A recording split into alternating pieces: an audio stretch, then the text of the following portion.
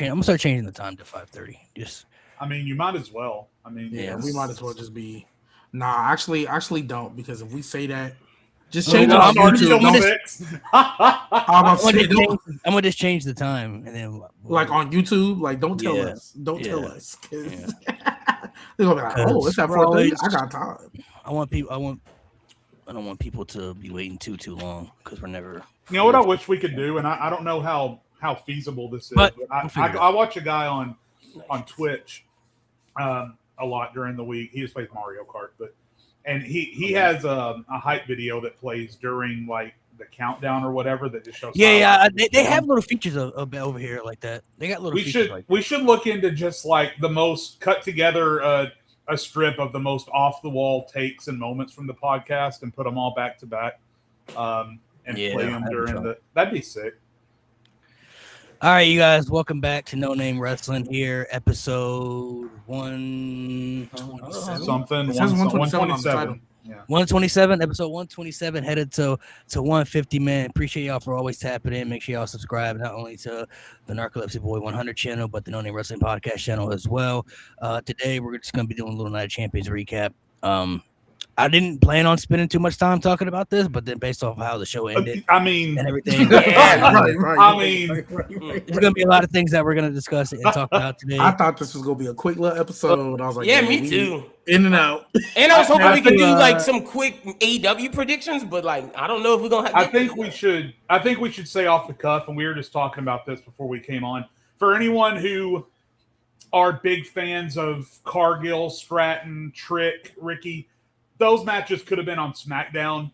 Tiffany and Jade could have been on Main Event. We're not going to be covering those matches a lot. They went exactly like we thought they would go. I mean, So let me just say, I was arguing for y'all.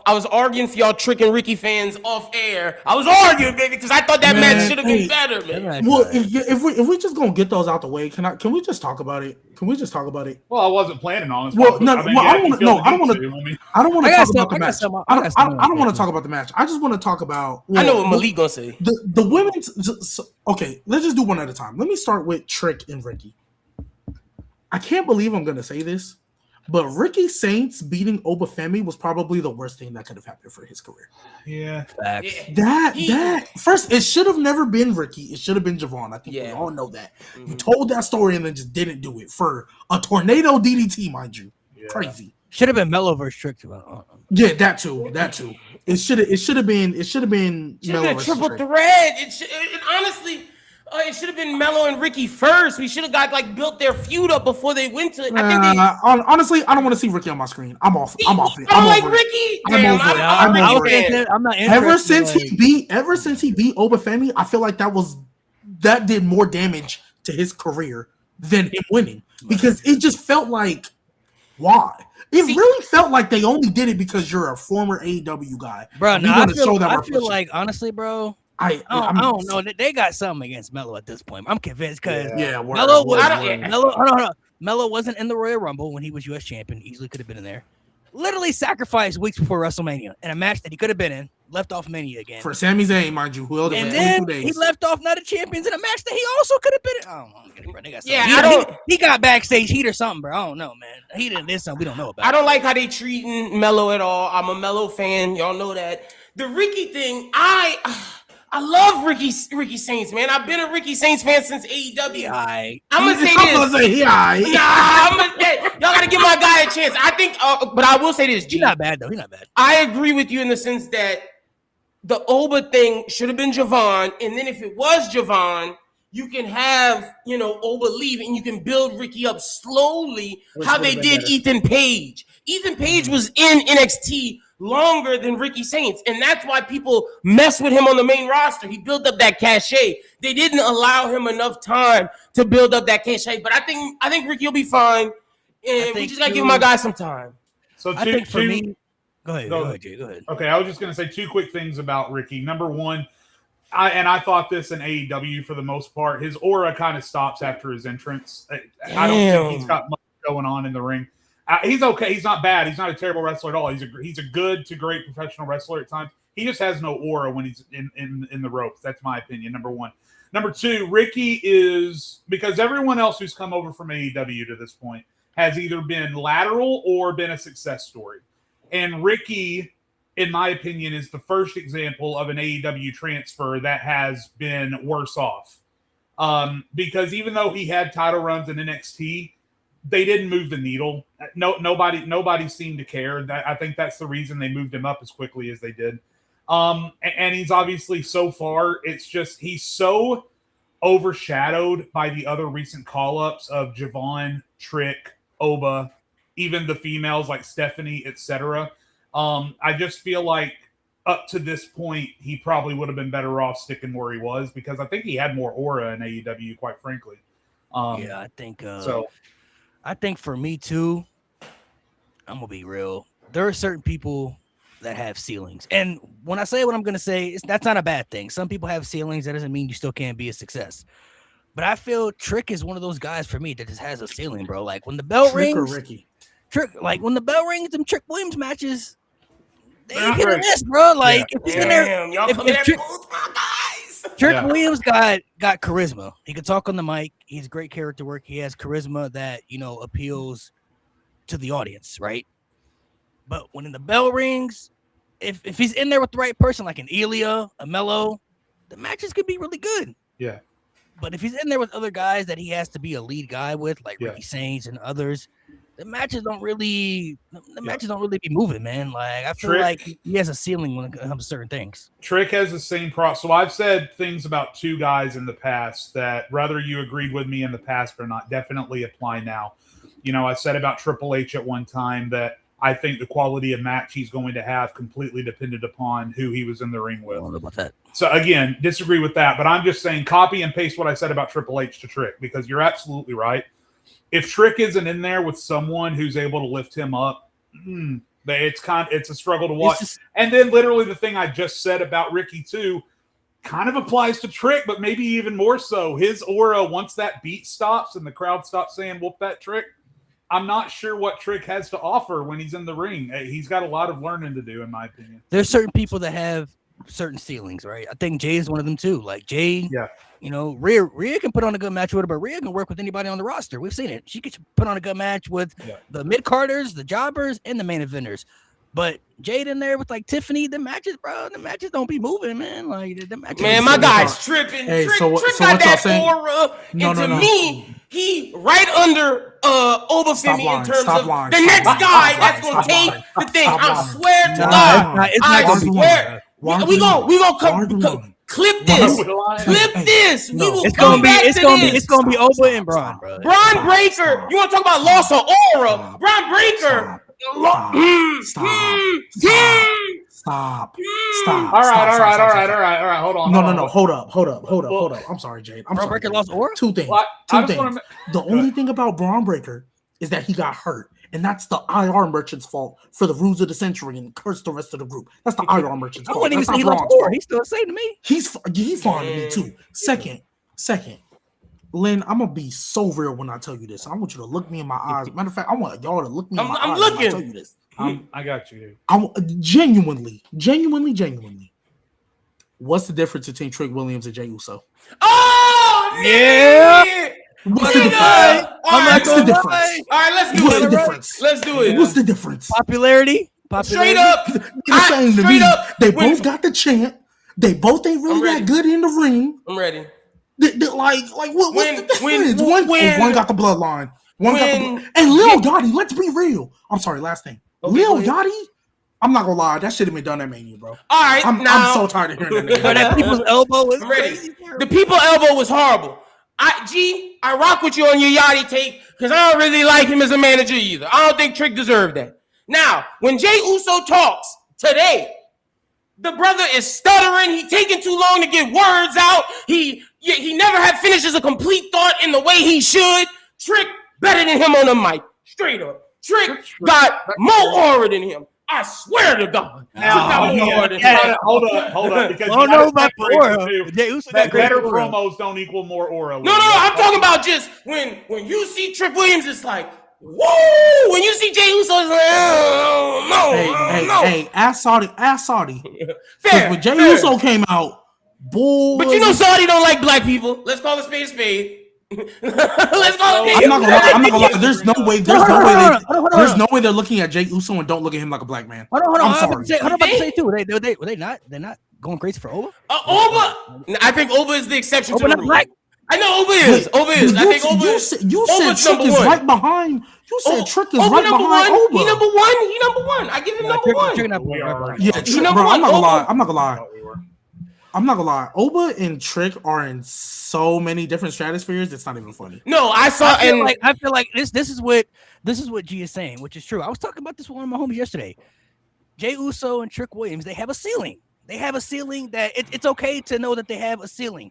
Jey Uso can give you some good matches, just like Trick, but he got to be in there with the right individual. Jey Uso's best stuff, still to this day as a singles guy, is either when he's fighting Roman Reigns or he's teaming with Jimmy. It's one of the two. Either when he's teaming with Jimmy in the Bloodline or he's fighting Roman Reigns. Other than that, them singles matches that he's had, he has some And good Jey ones. Uso couldn't have a good match with Gunther.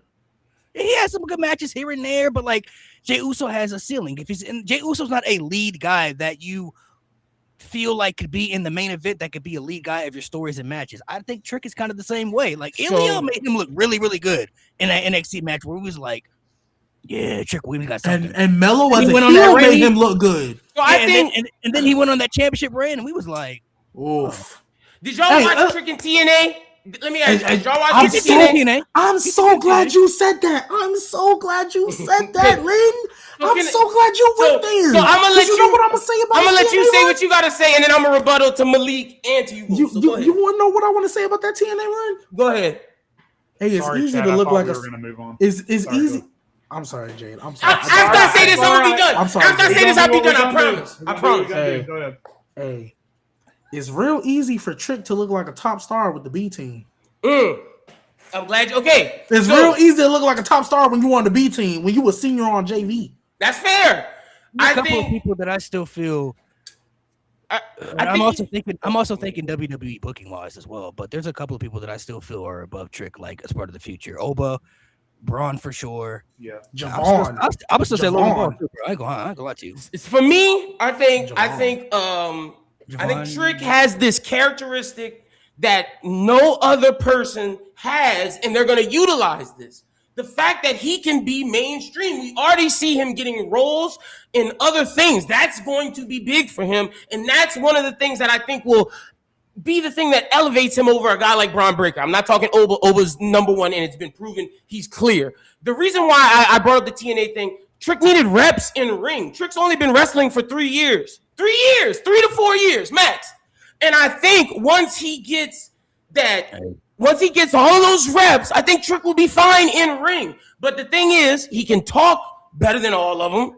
He has aura, and he can sell pretty well. He's a good seller. In ring, I agree, G. He got to get better. He got to get better to be where I say he is. But I think he will, and that's all I'm gonna say, G. But you all right. The B team thing, but I think he needed the reps, so that's why I brought it up. To go to the important stuff. Oh, wait a minute, we got a super chat real quick. Appreciate it. What are we doing with Cody Solo and Prince Balor? Cody, we'll get to in a little bit. Solo, we know he's going back to the Bloodline.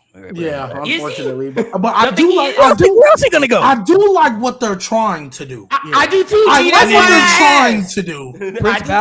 Prince Balor about to be, he about to be in a little group with Tama Tonga and all them, the New Japan little thing. And they're gonna be a little jobbing group. That's what they about to do. So Solo can't be the Solo Avenger, G, because I know you see it too. It's fine. he going back to the Bloodline, bro. I'm not gonna lie, he is gonna go back to the Bloodline. Damn. Well, I don't know. They just signed Zilla Vatu, so we'll see. He going back to the Yeah, Bloodline. that's what I'm. He going back to the Bloodline. They about I to do the whole hope Zilla Bloodline. joins the Bloodline, and I hope Jacob and Zilla kick out the Usos. You And it's know Roman what? That's what I Reigns want and Zilla. too, G. That's what I want. Roman, Zilla, and Jacob versus Solo and the Usos. 100%. I tweeted You that. know what the other I day. hope Triple H and everyone and Nick Khan and everyone has learned from the failed Solo Bloodline experiment? It's that people didn't tune into SmackDown every week for 3 years because of the Bloodline. They tuned in because of Roman Reigns. Like they tuned in because of Roman Reigns. Facts. You can't slap anybody at the front of a faction, call it the Bloodline, and expect it to move the needle. That the Bloodline is not this all-powerful booking solution. unless you have the charismatic leader at the front of it. And while Solo has done some decent stuff, I think he was better when he was the nearly silent enforcer. Yes, that was the best version of Solo. Solo. They were just getting to the tip of the best version of Solo Sikoa when they pulled him up and put him in the bloodline with Roman Reigns. Malik, you didn't like the street champion Solo? That was cool, but like what honestly kind of really hurt Solo a little bit as well, as I think WWE realized like he's funnier than Jimmy and Jay, bro. Facts. So, right. Facts. He got a funny personality, so they were putting that on TV. But bro, Solo, I think some people forget when Solo was the enforcer before we had Jacob and everything. That was Solo. We thought Solo was going to be the one. Roman used to look at Solo like he was Roman afraid. at one point, like. Yeah, whenever Roman would make a decision, he would look at Solo with fear in his eyes, like, okay, is Solo going to be okay? And now, don't nobody fear Solo Sikoa. Nobody. And that's the fears problem. Solo When Sikoa. Roman first went away, they shouldn't have done like Solo trying to take over the bloodline. They should have done like, no, I'm going to restore honor to the bloodline. And Solo just go on a killing spree. But the first night, he took out Jimmy and got rid of Jay. Like that, you shouldn't have gone that route. They also messed up too. Is because during a part of that story, Solo was the enforcer, and Roman literally told everybody he was the next tribal chief. He's like, Solo gonna be the next tribal chief and everything. So and that's the problem. Like, so you should have just had him still be silent, and Paul Heyman and now is like, hey, look, Roman's gone, we're down and out, and Solo's like, no, I'm gonna make sure we bring this family back. Maybe not for Roman, but just in like not going against him either. Like he shouldn't have been against him. He should have just been now, okay, I'm going to show what I can do, but still in line with the bloodline. And then when Roman comes back, if Roman tries to start bossing him around a little more, then you can get the little, hold on, nigga. When you was out, I was holding it down over here, making sure people remember who we were. And that's where I think they messed up. But my Chief Solo has done amazing work at his best. He done some good stuff. He ain't bad. He ain't been bad. He took a step back. And he's also been in horrible feuds. He's hilarious. Yeah, facts, but the problem is, I don't think the Solo Sikoa character needs to be hilarious. But he is. My son loves playing as the new Bloodline on 2K26 for some reason. And every time he wins a match and I see Solo doing his it's a little it's hilarious. But Solo's not supposed to be hilarious. I'm sorry. Yeah. If he's that tough guy, he shouldn't be, but he's the funniest one of the entire bloodline. So to go back, to backtrack, we now have the conclusion. This whole King of the Ring tournament, I think, was confusing us because we wasn't sure what was happening. Right. Originally, my pick was Seth Rollins. I don't know who you guys picked, but that was my original pick. I was like, oh yeah, Seth Rollins. I pretty much had Oba from the beginning. I was going to say, if Oba's going to be Oba, he needs to win. I had Seth. So you guys had Oba. I had Seth. But Oba was. But once Jay made it to the finals, I started shitting bricks. I just want to say that. Once I saw that Jay was in the finals, I was like, oh damn. See, I was the opposite. I had Seth. I did too. When he got out, I was thinking, maybe they gave it to LA Knight or something. I don't know. But then LA Knight was gone immediately. Once they got Oba to the finals, I was like, dude, there's no way he can lose at this point. I don't care who's in the finals. He's not losing. Like, he got to the finals for a reason. I mean, we had the Brock Lesnar, like, maybe. That was my thing. That was I even then, I still didn't believe it. Like, bro, he's not in the finals to lose to Jey Uso, bro. Once he got to the finals, it was like you can't pull the Brock card. It's like you had to pull the Brock card before. Which is why, two things. One, just minor small details. I'm glad Oba won. Cool. Small detail. Just make it Javon. Yes, just make it Javon in the finals. Yes, but see, that would have been so much better. The match, yes, would have been better, but they added Jey Uso because it was more unpredictable. Because like Jay said, he was thinking that Jey Uso could have a chance. You know what I'm saying? Because they got the story with Cody, and I'm not gonna lie, I never believed. I never believed. I never believed Jay was gonna win though. But Oba is the correct choice to win. EO was the correct choice to win for the women of the ring as well. Why they had living there, so don't know. I mean, I was about to say, if EO was just gonna choose Liv for SummerSlam, I would have wanted a different final. I thought EO was picking Rhea the whole time. Same, bro. I did as well until I started thinking about it before she had won. Because this is before the match even started. But I'm like, if EO wins, she literally would just pin the world champion. Why would she did not go after the world champion? Right. That's fair. Yeah. Right. And that's fair too. But if just me logically, if this is supposed to be one of your high profile SummerSlam matches, the last thing I want to do is in the end of June which Do is a a month rematch. away, Mhm. I don't want to see that again. I would have rather see something different. I So was that gonna was my say- thing. I thought the whole purpose of Liv being in here, if Was I'm double just being champ. real, Mhm. was Liv Rhea at SummerSlam, No. which I would have agree, made G. all the sense in the Yeah, no, world. I That's a didn't- bigger Well, that's story because- business wise. No, because Liv already, when Rhea went to SmackDown, they teased a little stare They off like, did. see you down the road. She was talking wouldn't all be this shit. been She was talking all this shit when she got to the press box. So I'm like, whoever you have win, I just assumed was fighting Rhea. Because I thought Liv was just in there because Stephanie Well, was let hurt. me- She needed let me And then something. say to this. kayfabe wide, Let- just That would've kayfabe. been- Io never lost to Rhea, so like Io and Right, Io, right. Yeah, the they have a character, little. They have a little story Yeah. there, but like Io, the character should be picking Rhea for sure. Liv winning was probably the worst scenario possible for the simple fact that number one, she's already the world champion, and number two, they can't even figure out what to do with her right now when she's already a champion. So they want to do a double title match with her and Rhea. She don't need to be double champion. They can't even book her right now with one championship. She's been champion since Mania, ain't had no title defenses, no stories. That's And facts. this is her first story since WrestleMania. They've been waiting on Stephanie the whole time. They got a whole roster full of people. She can't feud with Liv. She can't feud with Lyra, Bailey, all these, like, you got people in there. We saw And Lyra have a match with Soruka for the Intercontinental Championship immediately after Sol won. They could do that with Liv. they have the best story there waiting to do their Diesel Shawn Michael with Liv and Raquel. I don't know. They keep teasing it. It's like, bro, Triple H, you keep teasing all this stuff. Why not pull the trigger on that? Like, Liv and Raquel should be the story right now. It should be. Yeah, we did. So let me say two things. Number one, yeah, it's completely ridiculous that they kept Liv on the sideline just because they didn't have Stephanie. I don't understand that at all. Number two, it almost feels like they are booking from a point where they're starting with the result that they want and then building it backwards from there. Is what it feels like. It feels like they want Liv to win it at SummerSlam, but whoever Liv beats, they don't want to make them look weaker because they want it to be a quality opponent because it's SummerSlam. So what's the solution? Well, let's put Liv in the opposite side of the bracket from the person she's going to beat at SummerSlam. That person will get a win over Liv in the finals, and then they don't look super weak when Liv ultimately beats them at SummerSlam. That's what it feels like to me, is that they were trying to just make this a 50-50 booking scenario. Because I think Liv's going to win, and then after that, I think Raquel turns on her, and then we get Raquel versus Liv. That's when But you think we get it? I think they extrapolated backwards from Liv getting this win at SummerSlam and said, how do we do this without making the person she beats look weak? And this was the best they could come up But with. I guess That's I smart, guess my Jade. issue, and I feel you, Jade. I'm not necessarily disagreeing with you, but I guess like it's Io Sky. How is she gonna look weak?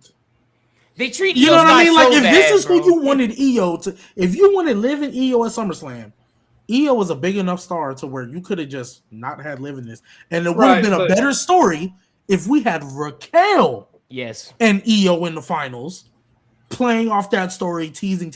Even if you did a little, Liv tried to help Raquel after Raquel told her to stay back, and ended up costing Raquel the match. Like there's so many. Give me the book. There's so many better options. But Well, the story, I think, is going to have as much to do with Roxanne as it does Raquel. I think Raquel is going to start kind of following Roxanne around more than Liv. But WWE continues to have a consistent pattern they've been having issues with for years. They are terrible at booking their women's champions. Yeah. Terrible at it. They don't know how to do it. They're great at giving you the moments when they capture the unless her name is championship. Becky Lynch.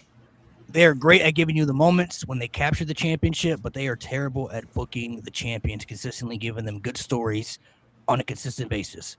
Yeah. I don't understand it. It's happened with Rhea when she was champion the first round of time, Io when she was champion the first round of time, Tiffany Stratton, Jay Cargill, Bailey, Nia Jax. it goes all the way back to Becky Lynch in 2019, honestly. Just to name a few champions over Yeah. the years, they are bad at booking their women's champions on the roster. I don't understand it. Liv Morgan has been champion since WrestleMania, has yet to have any storylines revolving around her championship or defending the championship, and she's a full active member of the roster. She's there every single week. They would never have this issue with Cody Rhodes when he's champion. Cody Rhodes would never be sitting backstage with no opponent and no stories. Even if you don't like the stories that Cody's involved in, they still have plans for him. They still have him involved in something. Let me play G's advocate for a second. So the one thing that I will say is that Liv still has that bump on her head from when her and Roxanne hit noggins, a while back. So it's possible. I'm not saying that it's all because of that or if it played any part in it. I'm just saying it's possible that they said if Liv takes one more hit to the head like that, we're going to lose her for a while, and they wanted her to take some time to heal. Maybe that had something to do with it. I'm just throwing that out as a possibility. I mean, that is a fair point, because I know going into Mania, they was both like, we didn't know if that match was going to happen. Granted, they probably were telling people at Mania, you can never really trust the sources, because I know they specifically lie, but I don't think they would lie too much about injury wise. So like, we genuinely didn't know if this match was going to happen. Like it was like, this might not be a thing. So I can feel you on that point a little bit. I mean, like I said, I just don't think, like, I knew once we got there, like, Io was going to win, but I just assumed she was going to pick Rhea, because in my brain, why would I want to watch a Night of Champions rematch at SummerSlam? Yeah. Like, that's my thing, but it is what it is. All right, so let's transition to the main event. Shit. So we got Sami Zayn, WWE Champion, 2026. Who would have ever thought, man? I know LA Knight, Finn Balor back there watching, like, damn. Oh, yeah. Yeah, Finn Balor's sick, bro. He is sick.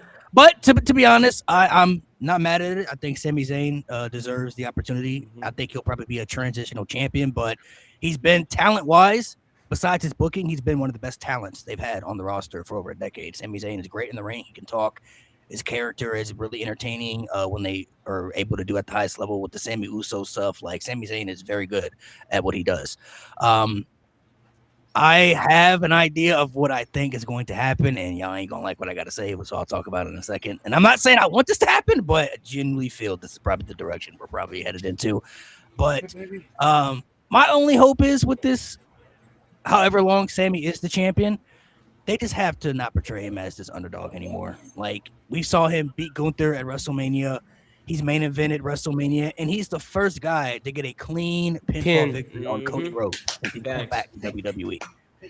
They can't portray him as some type of underdog anymore. But I will say, I do feel like WWE needs more of what we saw at Night of Champions, and let me elaborate. The last few years, every time you're the top champion like Roman, Cody, Cena, you pretty much expect them to lose their titles either at WrestleMania or SummerSlam. That's pretty much how it's been consistent with the last few years, right?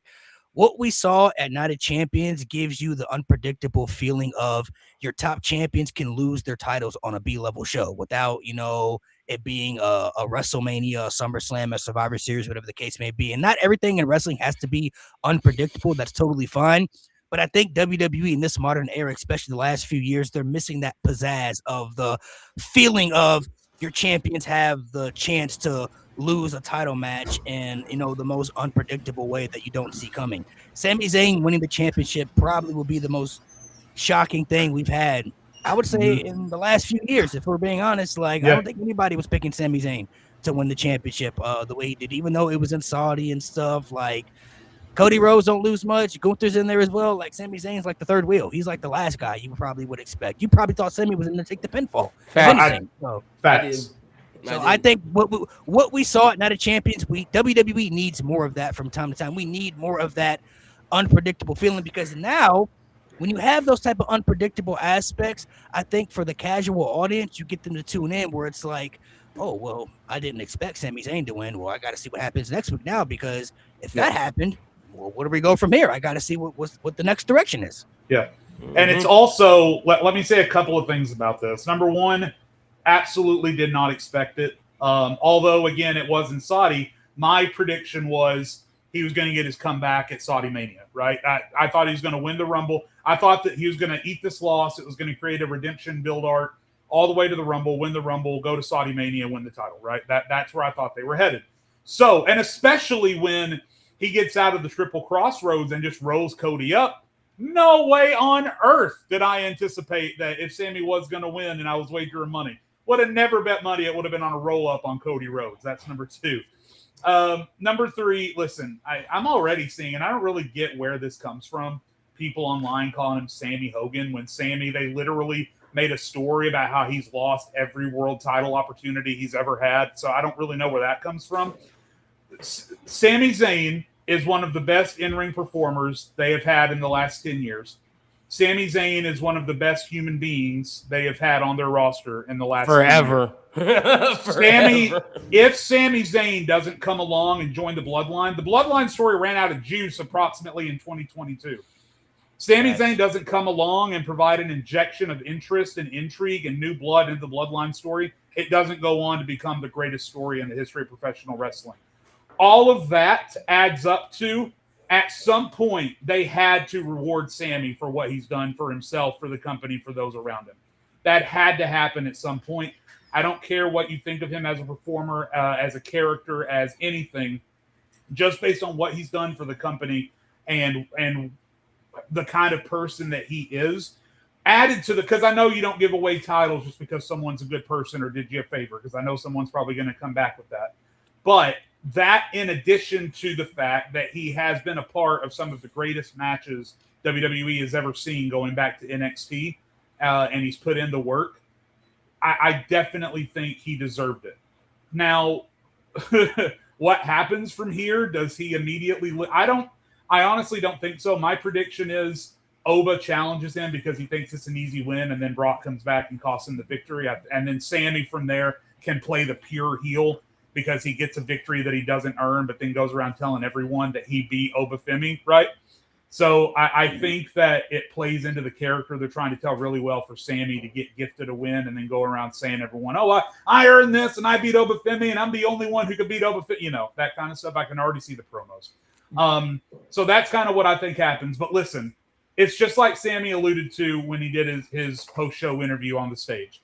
It don't matter if that title comes off his waist tomorrow.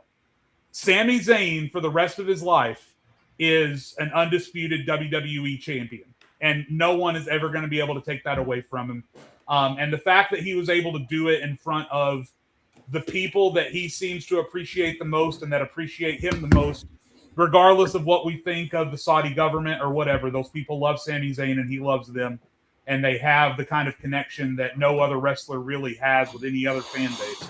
And so the fact that he could get that win in front of the people who are going to react to it the best, I love everything about it. And one last thing, I've said before on the podcast that I think we have gotten too spoiled with world championship reigns going 1, 2, 3 years, because even as recently as 5 years ago, that was not the norm. Titles dropped and were won several times a year back in the day, and no one thought any worse of it. So I definitely think it's good for WWE's product that we get this kind of title win that absolutely no one would have put money on, because it makes you intrigued going forward for other title matches, whereas maybe you wouldn't have been. So that's my complete and total thoughts on everything. G, you want to go before me? I'm good either way. Which way? Let me go into full Sami Zayn. Yeah, go first, G. Because then I'll do my favorite for a minute. Then I'll do my Cody where I think the title's going to go. So you go first, G. Well, ladies and gentlemen of the chat, as y'all know, I could not stand Sami Zayn. Sami Zayn, that character was agitating my soul. And the breaking point of my hate for Sami Zayn is when he called out Cody on his bullshit. And I was like, oh yeah, talk your shit, Sammy. You are right. Cody is bugging.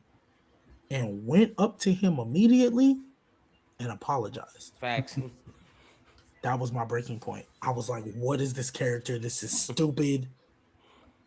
But I'm going to give credit to Sammy and WWE because I think they saw the reaction online and decided to pivot and say, you know what? We're going to use that. And we kind of messed up. We're going to use that and add it to his character. And actually, because I don't think we've actually talked about it, everything that Sammy has done post-Mania, because I don't like that Carmelo Hayes got sacrificed.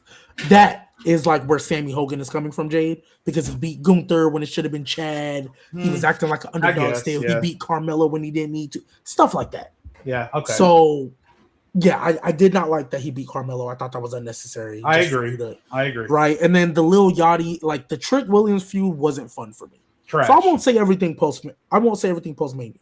Sure. But everything post the Trick Williams feud, the stuff with Cody, I've actually been enjoying. Mm-hmm. Him talking to Johnny Gargano and hitting the water bottle every week, I've actually been enjoying.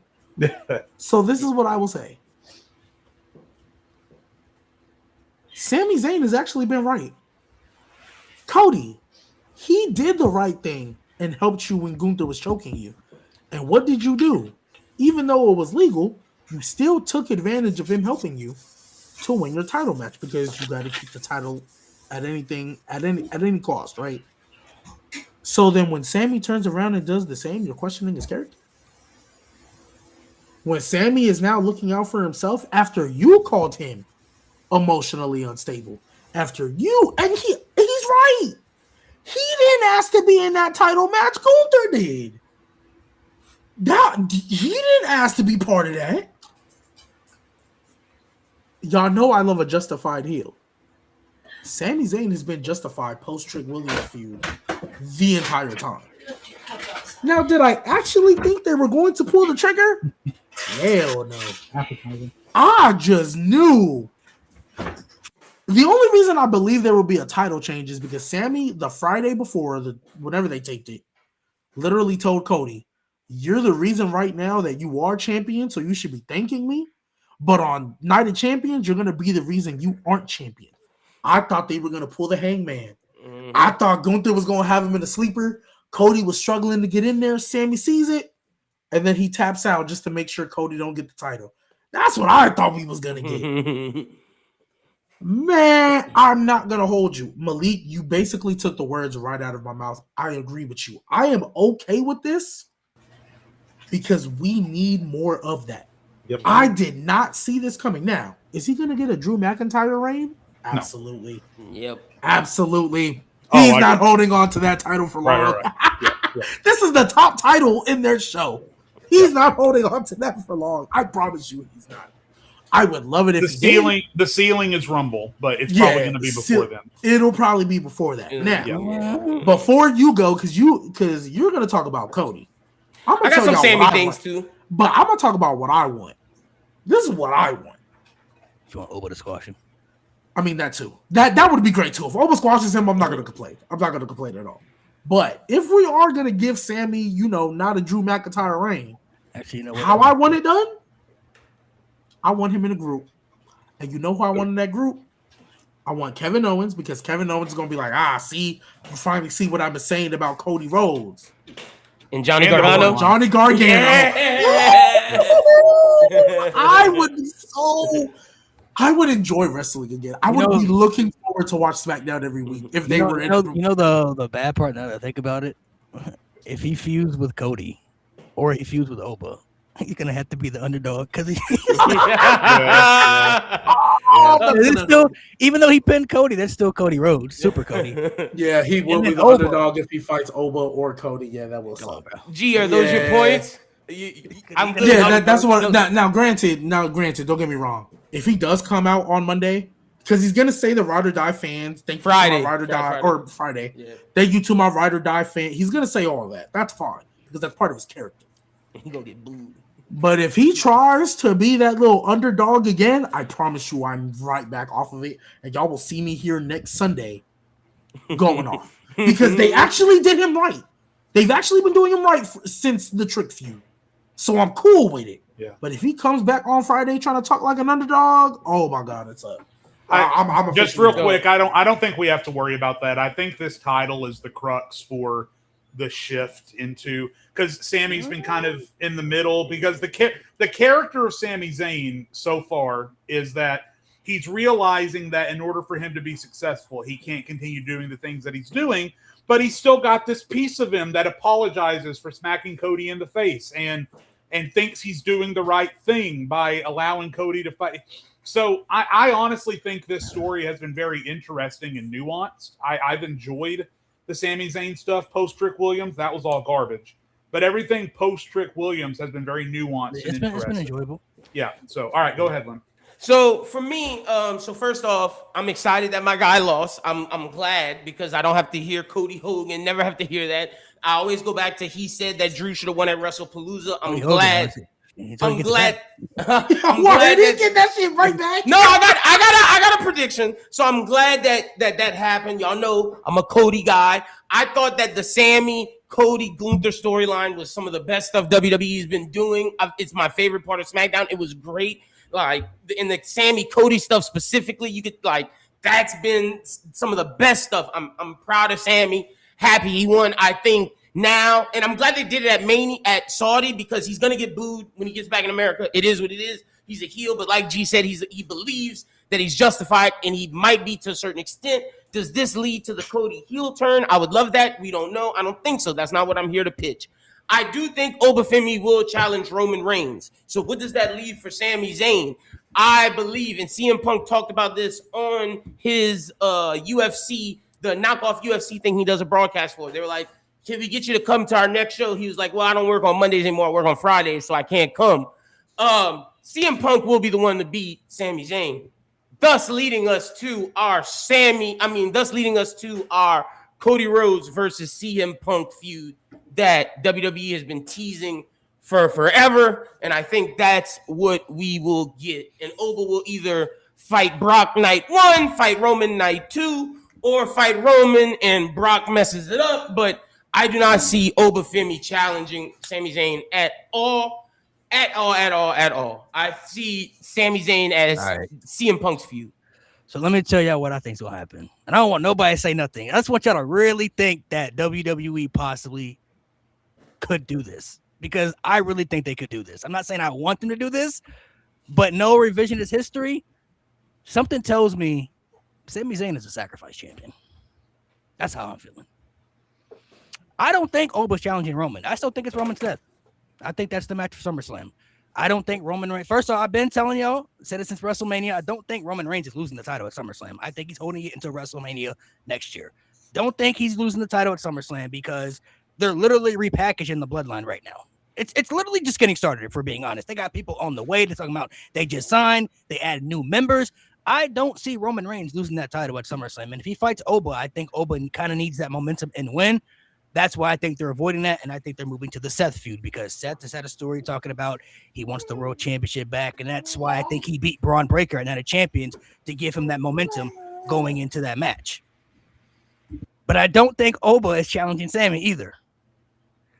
Knowing how WWE does things, they like to do certain things to sacrifice certain shit to make certain things bigger in their eyes.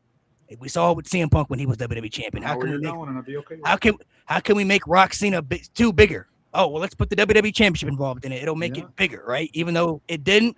That's WWE logic. Thinking of people like, who Sami Zayn gonna lose to? Be Randy Orton. Nah, I don't think it's gonna be Randy. He ain't been on TV in a minute. CM Punk.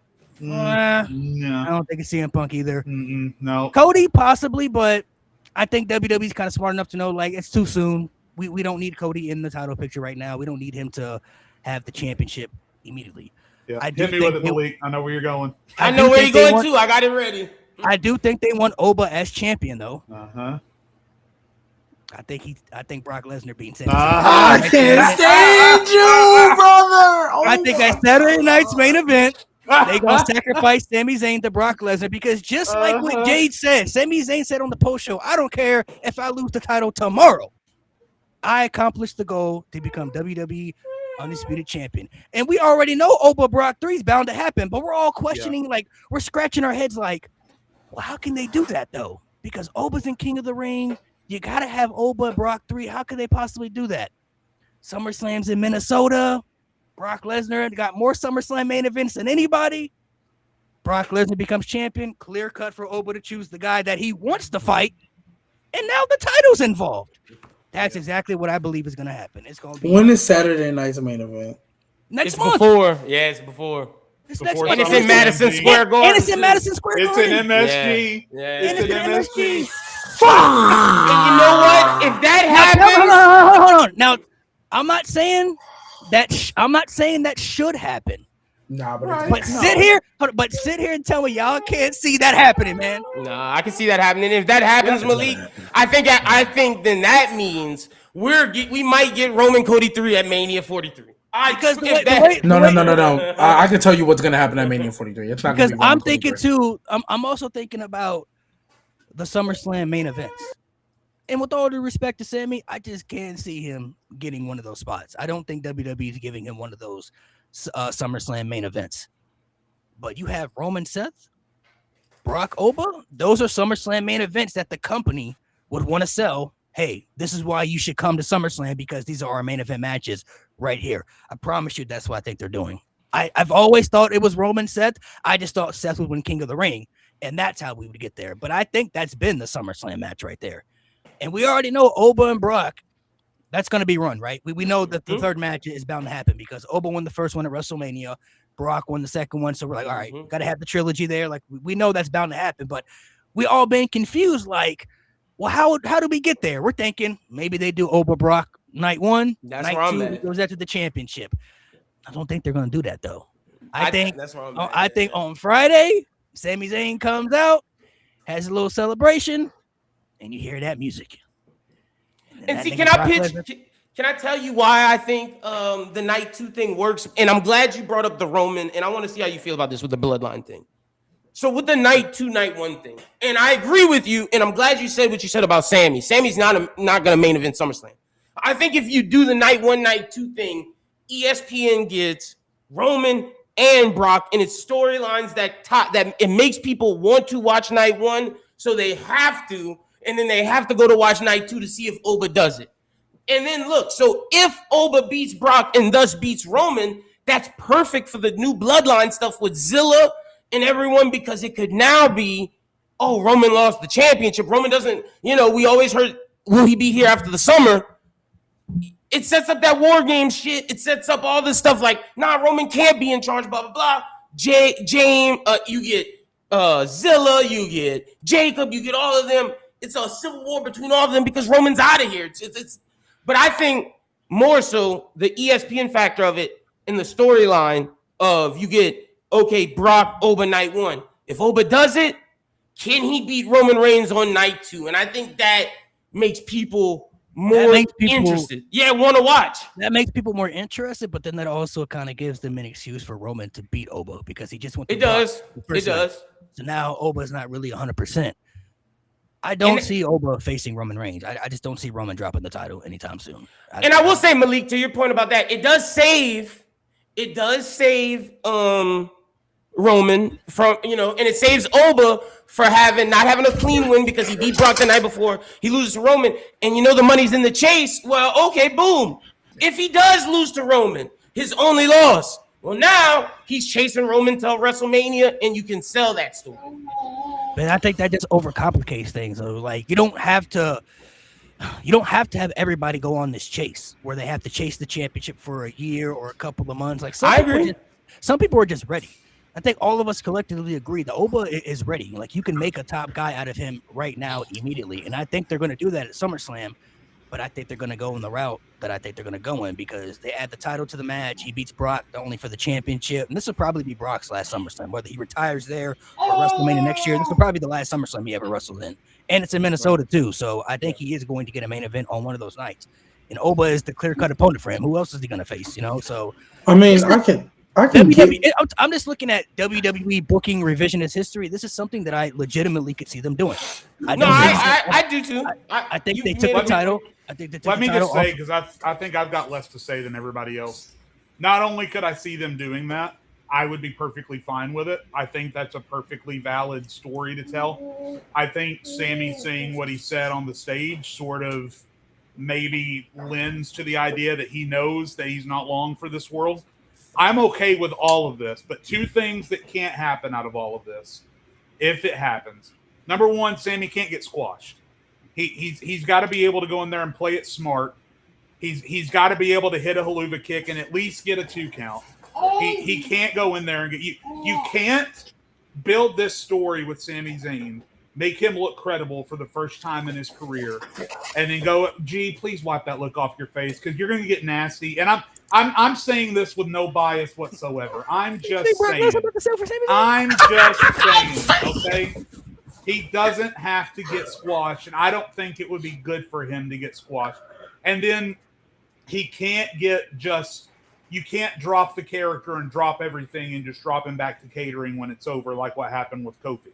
That I agree with. Kofi told this story about he evolved from an underdog to a top-line champion, got squashed by Brock in 15 seconds, and immediately went back to what he was 6 months before.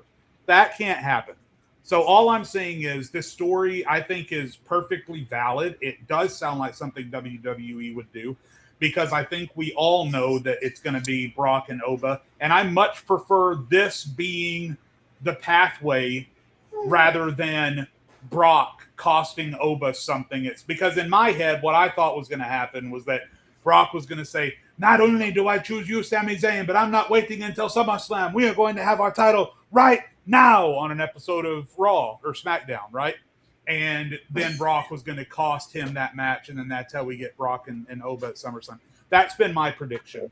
Maybe it still is. I don't know. But I like Malik's more than I like mine, especially since Sami has already said, even if I lose this title tomorrow, it doesn't matter. I think he has set himself up for that to still be a success. So that is all I have to say. And so with that being said, because you're right, if they wanted that to have the title and wanted to sacrifice, clearly Cody, I don't want to see Brock and Cody again. No, me And neither. if Brock As a beat Cody guy, I Cody, don't. and if Brock beat Cody, I'd be like, what's wrong with you? And then if it was Gunther, what the fuck? I'd be sick to my stomach if we just got Brock and Gunther and that was it, right? So I will say if they decide to go that route, that's fine. I'm definitely okay. Okay. Jade, you are Yes, one sir. of the most honest, stand-up, wonderful fathers that I know. Appreciate it, man. And so it pains me to have to give you this bad news. Go ahead. That nigga Sammy, he might get 15 seconds. I'll give him 15. I'll give him 15 because of maybe a little stare down. That nigga's getting squashed. Brock Lesnar ain't with bro. Now it is that Saturday night's main event, so he might get 2 minutes, but that nigga's getting squashed. It's MSG. I feel you because I think what they want to end MSG on, which is a great point, they want to end Brock holding up that title. Oba comes out. Boom. There we go. We know where we're going now. It's SummerSlam Minneapolis. That's honestly your night 2 main event. You said Roman and Seth. The only reason why I think Roman and Seth will happen at SummerSlam is because they've tried to get this match at Mania for, I think, 3 different times. And each time, I think the first 2 Seth was hurt. And then the other one, Roman had COVID. Or Roman was out. So they just switched plans. Right? Yeah, so right. I think they've been trying to get, and so it's like, do you run the risk of waiting all the way till Mania just for Seth not to be there again because he's an IR It's merchant? gonna be next year. It's gonna be. I'm not even thinking about Roman Rock, to be honest. That's what it's gonna be. I don't think so. I think it's either going to be Roman Cody 3 or it's going to be Cody Punk. I think because gonna be again, Cody because Punk. the other thing that I was going to bring up, hey guys, you remember a time where I can't even talk. Hey guys, do you remember a time when we were really excited to see Randy Orton win his 15th world title? Facts. Yeah. I brought that up You yesterday remember that in our personal chat. G, I was like, what the hell are we It's doing? almost man? like that was never a feud that was going to happen. It's almost like they wasted the Cody. But to Randy be fair, story. Randy hasn't been on TV since then, so we don't know what his stats. If he's is. We don't hurt, know yeah. If he's hurt, if he's not. Like, I we don't know. wonder if they wanted Randy just to go away for a little bit to make everyone forget about that. Possible too. Possible That's too, what I'm Jade. wondering. Could be. I mean, that And could what's be. Kevin Owens' injury update? Can he come back, That please? I need to know, like 100%. Can he come back, please? He's somewhere between Edge and Big E. Like it's not looking good, but it's not impossible. Because if Kevin Owens will be healthy by Mania, I could totally see Sammy versus Kevin being like that match at Mania, 100%. For Oh, I don't Saudi, want to see that. I don't want to see the fight again. I just want him to come back, and I want him to like finish this feud. I'm just saying there were so many options that we thought was going to beat Cody, and it was like, it's Sami Zayn. you remember when we were excited for that, and then it was end up being Sami Zayn, and now it's possibly going to be passed to Brock Lesnar, so it can be on Oba. Which I feel y'all, but I honestly think it's Roman Oba. I do too. Because I'm with you, Malik. I don't think Roman. I know Roman said he was here for the summer. No, brother, you're here for the entire year.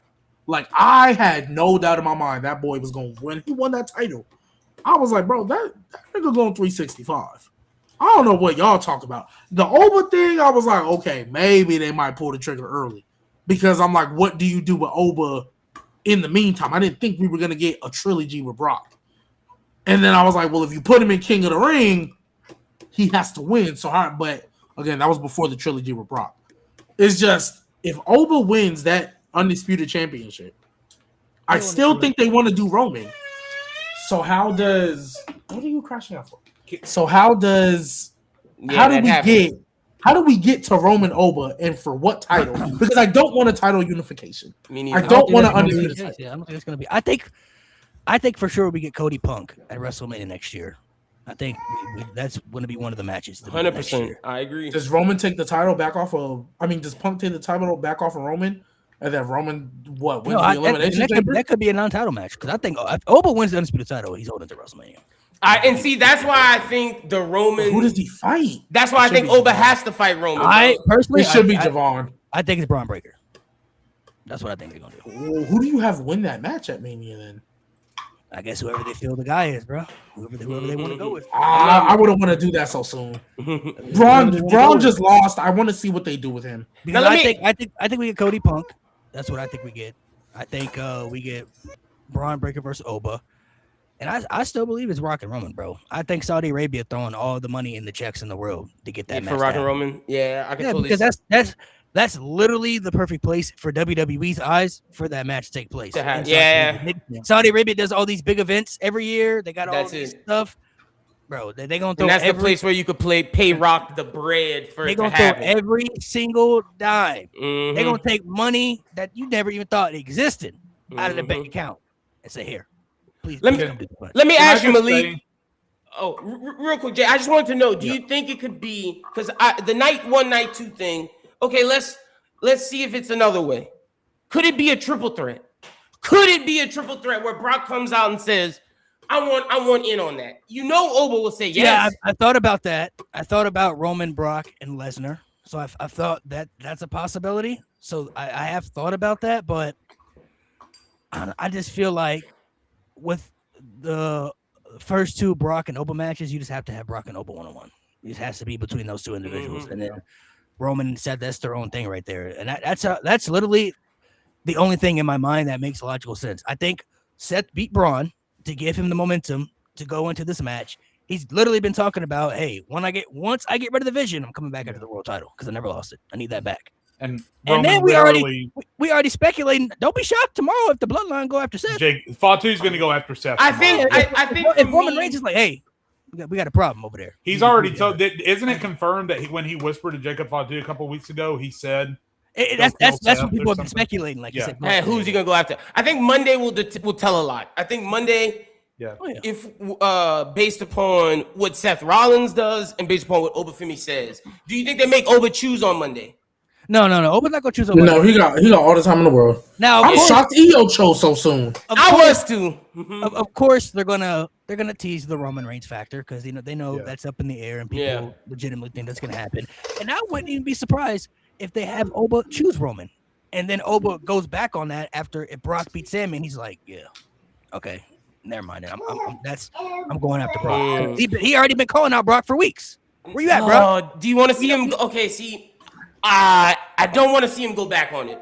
I'm okay if he chooses, if the Sammy thing happens, and he just waits to choose. Don't make him go back on it, because Oba's the type of guy that, like, once his word is his bond, you know? Also, well, it's not even like going back on it. He just waits for Brock. Yeah. And now that Brock has the title, he's taking that. He's taking that bitch. I'm taking that. This one shouldn't have done a trilogy, man. What I think they add to the story. I agree, G. What I think they add to the story, if you remember, what they told going into WrestleMania this year when Brock was about to take out Seth, Oba came out and Seth said he set up that plan to hand Oba Brock on a silver platter. So I could see Seth doing something where he's like, hey, I'm repaying. I gave you Brock at Mania. Yeah. I need you to look out for me. I need this Roman Reigns match. I need this. You got another title you can go after. You got a championship down there on SmackDown you can take. But I gave you one at WrestleMania. I gave you Brock. Give me this back. I set him up for you. But I need this Roman Reigns match at SummerSlam. I need this. G Baby and Baby G. All right. I'm not mad at it, Malik. I'm not mad at it at all. I definitely am sticking with my night 1, night 2 thing. But I could, to your point of, could you see it happen? See a scenario where we get Oba Roman. I could see it 100% happening, like you said, because with the Brock thing. I don't see it. I don't see a scenario where we get Oba and Roman. I just can't see it. That's why we shouldn't have done the trilogy. We should have just left it alone and let him move on and gave him the IC title. I love you, Penta. Just gave him the IC title Let him go on a run till he's ready to fight Roman. That's all we had to do with Oba. We could have got Oba and Javon. We could have got Oba and Rusev. Oba's WWE champion. Honestly, I'll take that though. But let me ask y'all: does the Brock match have to happen at SummerSlam? We're fantasy booking this. Yes. See, okay. If you're gonna do the trilogy, it has to happen. It's in Minneapolis. It's I gotta happen. Because even though it's at MSG, if you wanted to maybe do that, fine, but I would kind of be pointless because SummerSlam is right around the corner. Yeah. No, I'm not saying before G. I'm saying after Oba wins the championship. Oh hell no! Please, After Oba wins the title, all you gotta do is now you just book him. I do not want to see Brock Lesnar fight for a title unless we're doing the transition to Oba. I'll live with it. I don't want to see him fight for a title at all, bro. I don't. Yeah. I don't either.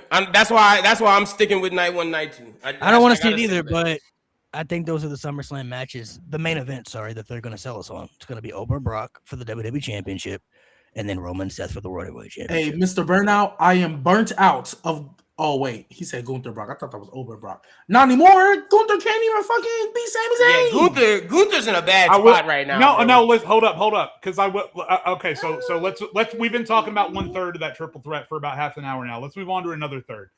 I am actually okay. Because obviously, if you watched the post show last night, you know Gunther went after Aldis hard. If they're going to do Gunther and Aldis at SummerSlam, I'm down. Like, I'm here for it. 100%. 100%. I think there's a great story to tell there. Obviously, and obviously, people forget because Aldis has been the GM for 2 years. Back when he was doing Magnus and TNA, he was the man. Oh, he fought Cody for the NWA title, and that was one of the best matches that year, easily. So if you don't know what Aldis was doing prior to coming WWE and becoming a general manager, go look it up. Gunther and Aldis, that's match of the night potential at SummerSlam. That could steal the show. Now, that can't be a long-term thing, though. So what happens with Gunther long-term, that's another conversation that, I'm willing to have. But, I never expected Gunther to beat Cena and then immediately go on a 3-year run as world champ. I knew there was going to be a transition period. So I honestly, as long as Gunther is continuing to be in high-profile stories and having great matches, I'm okay with what he's doing. I don't necessarily think you have to be at the tip top of the company to be the guy. Gunther can do what he's doing and be in the semi-main and still be the guy. So if he's transitioning from this into a match with Aldis/Magnus at SummerSlam, totally down. Totally that would be hype. Let me ask you, Jade, real quick, G, because my thing is not about Gunther, it's about Nick Aldis. If that match happens, do you do the Drew McIntyre one right after? Because there was heat for Drew, or do you just say that never existed? Because I would love to see Nick Aldis do Gunther and then Drew right after. It might be that Drew has been gone for a while now, and I think Drew might empathize with Gunther because obviously before Gunther was telling Aldis, hey, you're fucking me over here, that was Drew telling Aldis the exact same thing. So I think it would make all the sense in the world, long-term storytelling, for Aldis to be lining up his finishing shot, whatever it is. Both of them, and then Drew come up behind and nail him, and that Gunther gets the win that way, and then Drew fights. Yeah, I want Nick Aldis to fight so bad. Gunther and Drew in some type of partnership or on-screen pairing or faction, that would go hard. Yeah, that would go hard. So. I don't know if that's what they're going to do. I'm just throwing that out there as a fantasy thing. But then, okay, what about because there's also we've seen Randy Orton attacking Aldis and stuff too. So did they play factors into that? Like that, I want Nick maybe Aldis like to an take out Aldis. anti-authority faction. Yeah, because we saw Randy attack Aldis a couple of times actually. I want Nick Aldis to take out all of the people that was messing with him. And then who takes the GM spot? You know who I told you, Teddy. Give it, Big E, Teddy Long, Booker T. Call one of them. And you know who else has been featured heavily on screen with an anti-authority character in the last month is LA Knight. Yep. So I mean, maybe we're putting together LA Knight in the GM role. Oh no, I'm not saying in the GM. You're talking about with the anti-authority. Maybe we get an on-screen anti-authority group. Oh, because you mean he's been going out with Adam Pearce stuff. Adam Pearce, and you throw it, and then it's not just Gunther and Drew, and I'm fantasy booking, I know, but it's not Yeah, okay, just so- Gunther and Drew, but you Who- throw who's- LA Knight who's- in there too. Who's like anti-authority and stuff? How do you see it? Like as far as who goes in the group, Like, yeah, like who do you feel would be like these are the anti-authority like guys? I guess like the rebellious ones. I think Gunther and Drew makes sense because Gunther has this attitude of I should be winning all of my matches, and if he's not winning all of his matches, it's everybody else's fault.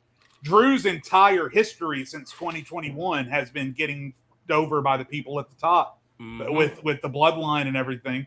And then LA Knight is just recently having his dust ups with Adam Pearce because he feels like Roman Reigns has Adam Pearce in his pocket, and that's costing LA Knight opportunities. So, And if Sami Zayn gets screwed, you could throw him right in there after that championship. And I don't think you have to do a big NWO style group. I think just the three of them causing havoc on weekly television for Pearce and Aldis, and then Pearce and Aldis putting together. And guess what pay-per-view Bro, Pearce could we wrestle have too. coming up in guess what pay-per-view we have coming up in 4 months where WWE loves putting big teams up against one another. War Games, that shit's coming up in just about 3 to 4 months. So do you could do a tag team of, even if you don't put LA Knight in there, you could do a tag team of Pierce and Nick Aldis versus Gunther and Drew. That'd be crazy. Do you add somebody like a CM Punk in there because he was like the original anti-authority figure? No, because CM Punk obviously a company man now. he has a history with guys like Gunther and Drew. I don't think that would make a lot of sense just because there's too much history with CM, especially Drew. CM Punk and Drew, for the rest of their careers, they can never be friends on screen. They can never team up. There is none of this bull crap of, 2 years ago we feuded, but now we're both baby faces, so let's be on a team together. That shit can't happen with Punk. Never. Never. So, no, I don't think Punk belongs in there. But I think it would be interesting, LA Knight getting a fresh start or, as a heel sort of. I mean, shit, if you don't put Drew, who knows if Drew's coming back? Just do LA Knight and Gunther, Jade, and that way you get a tag team match of Adam Pearce and Aldis. Yeah. Gunther and LA. But I'm just saying I think it would give Drew something to do as well. True. And again, it doesn't, because I think the vision is done. Dead. So it also gives them another, because Triple H loves his factions, right? So it would also give him an opportunity to get another faction on screen. I'm just fantasy booking, but I think the way that they're telling the stories with Gunther and LA Knight, I think it makes a lot of sense for those two converge at some point. So do you think Adam Pearce comes back and have a match too? Or I think he could. I think Adam Pearce could get in there and go. Yeah. NWA champion as well, Malik. Adam Pearce. Yeah, he's wrestled a long time though. So yeah, it's been a minute. It's been longer for him than Nick Aldis. But there's a reason that WWE keeps putting playable versions of Adam Pearce in their video games, right? That's true too. I think part of that is they want people to have that on the front of their mind. They want people to remember that he can still go. They put Adam Pearce's they put some of Adam Pearce's shit in the vault, bro. It's in the YouTube vault. Like some of Adam Pearce wrestling is in the YouTube vault. Now I don't know where, but it was like some Evolve, like back when Evolve was an independent wrestling promotion. It's in the vault. Because I remember Adam Pearce posting about it on Facebook. So what is, now that I said what I said though, has your opinion changed for SummerSlam, or are y'all still sticking with what do you think is going to happen? I don't even know at this point anymore. I would just say I'd be okay with all of that. I don't know necessarily if really. So you'd be okay with it? Oh yeah, absolutely. Because again, I have no expectation that Sammy is going to hold that title for a cup of coffee, much less all the way to Mania or whatever. So let's say hypothetically Sammy does go to SummerSlam as champion, then who's he facing? It'll be versus Cody. Yeah, it has to be Cody. Yeah. Right? Oh, I got CM Punk. It's just my. I mean, it could be CM Punk, but I mean. Cody getting it back at SummerSlam then? The whole problem with the logical plans. Oh snap! The whole problem with Jade had to go. I'm sorry, G. Actually, I'll finish the start in a second. I think they just came home, so let me pass him off. Hold on. Oh, right. Oh, do you think, bro? Malik, I definitely think that your prediction is 100% valid, bro. I definitely think I could totally see that happening. Am I picking that to happen? No, but I definitely could see that happen. And to answer your question, if Sammy does go to SummerSlam as champion, I don't see them main eventing. I think, like I said, Brock and Oba night 1, Roman and Oba night 2, and I think Sami Zayn fights CM Punk. What does Cody do? That I'm not sure of. But I think it's Cody. I think it's Cody and Sammy at SummerSlam. you think it's Cody and Sami? I just don't want. As the Cody guy, No title. I could totally No title. see that. No title. No title. Oh, with your with your plan. Yeah. I could totally see it being no title. Okay, if Sammy makes it to SummerSlam as champ, do you think he fights Cody? Yeah, it's still Cody. Damn, you don't see it being That's CM the Punk? story they've been telling. No, True. CM Punk ain't. No. CM Punk ain't been. He ain't involved in that story. So sorry. What I was gonna say was, for me, the problem with the logical thought process behind this is that they did something that, even though in WWE's eyes is logical, didn't need to happen. This would be a lot easier if they just didn't do the Brock trilogy, because if I would have understood it more if they were gonna do this Brock trilogy and Oba wasn't in King of the Ring. Yeah. But I literally said the night they announced it, if he's gonna do King of the Ring, he has to win. Oba should not be losing at all, even in the first round match. I was like, yeah, he doesn't have to take the pin, but you need to logically get him out the way. So because of that, I can't think logically anymore. I think it's pretty clear. I'm trying to think of, like, if they don't do what you said, because what you said would kind of fix the logic hole.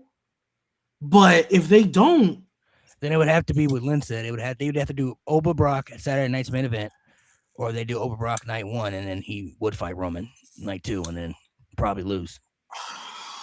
it's just Do you think he has to lose? because here's Like, does he have here's to? my no, I don't- because Roman here's my Reigns ain't thing. losing that title. Yeah, bro. Roman Reigns. If you just fought Brock Lesnar the night before, Roman Reigns is definitely not losing the next Beating you? night. Okay. But the If they problem do that, is, bro, that's no. But the problem is, bro, like they clearly shown they don't have to do everything long term. And Oba's not a guy you should be trying to tell this story for. Bro, that nigga's a fucking physical specimen. Beat Brock Lesnar in 2 minutes. Why are we telling a long-term story for him to get to where we need to get to? But you're right, though, because they just started the bloodline stuff, which is why he shouldn't have been in King of the Ring in the first place. If you were going to do this trilogy, and you were going to set up everything you were going to set up, he shouldn't have been in King of the Ring. Because now, Sammy just won. For the sake of logic, Malik, I hope they do what you says. I hope Brock squashes Sammy and he faces Brock for the title. Logically, that's the way I can get around it. You still propel Oba. He's still that guy. And even if he somehow loses it in like a multi-man match or whoever, he can still get that Roman match later. So I'm cool. I can see they But running if that they crown don't, jewel. Roman Oba crown jewel.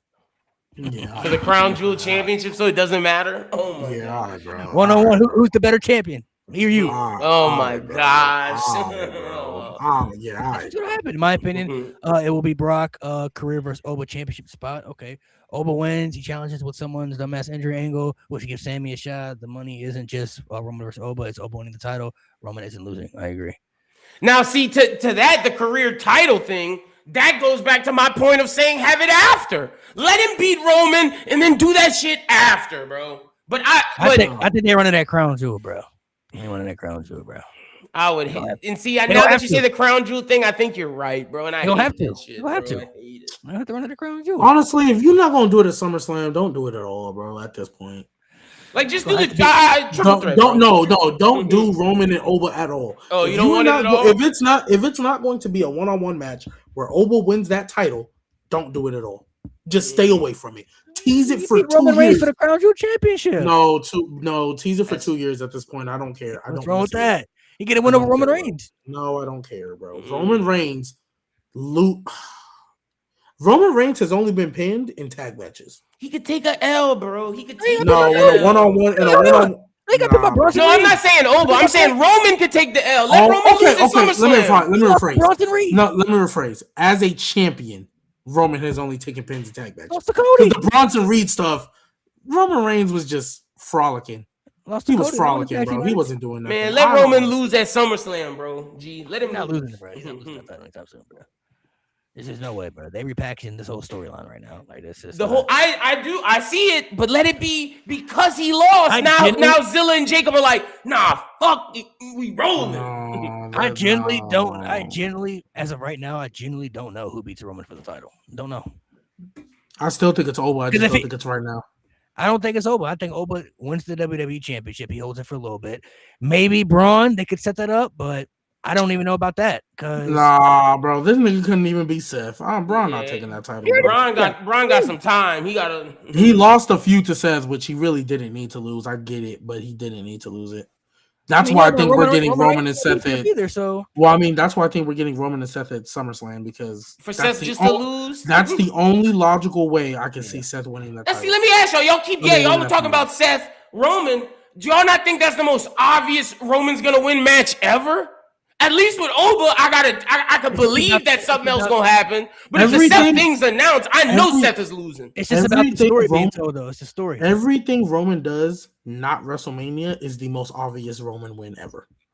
Everything he does that's not WrestleMania is the most obvious. WrestleMania predictable for me. Sure. See, I think Oba would not be predictable. G, I think if it's Seth, that's the one. That's the one. That's what I'm saying. If it's Seth, I know he's winning. I know Roman's winning, and then that means we're continuing till Mania. I don't know. They just had Sami Zayn win the title. I don't know, man. Bro, nah, stop that, bro.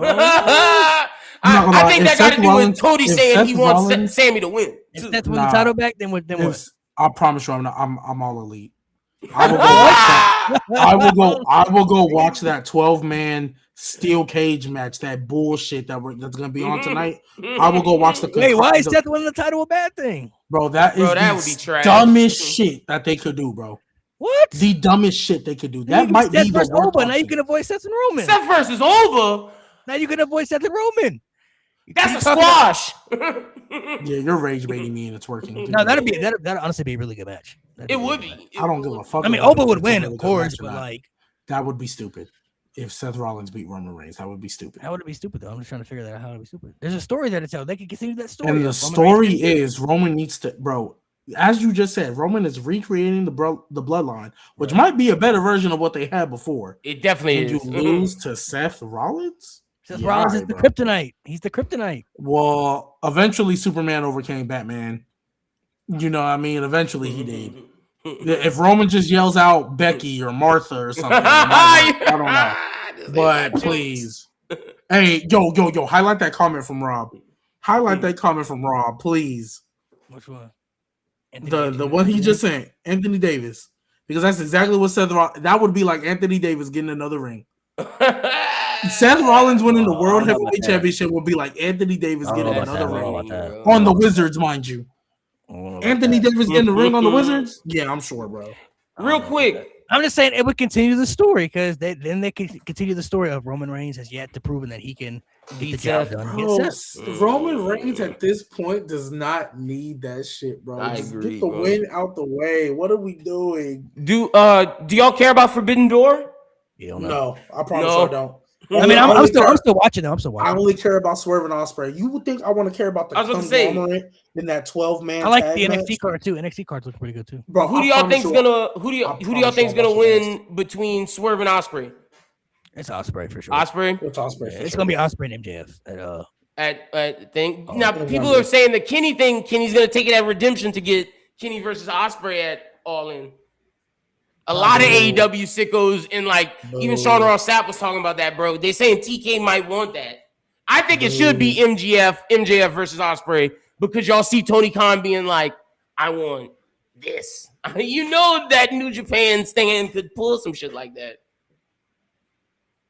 I don't give a fuck, bro. I don't care about that fucking pay-per-view. All right, why is there a 12-man steel cage match? I'm not over that.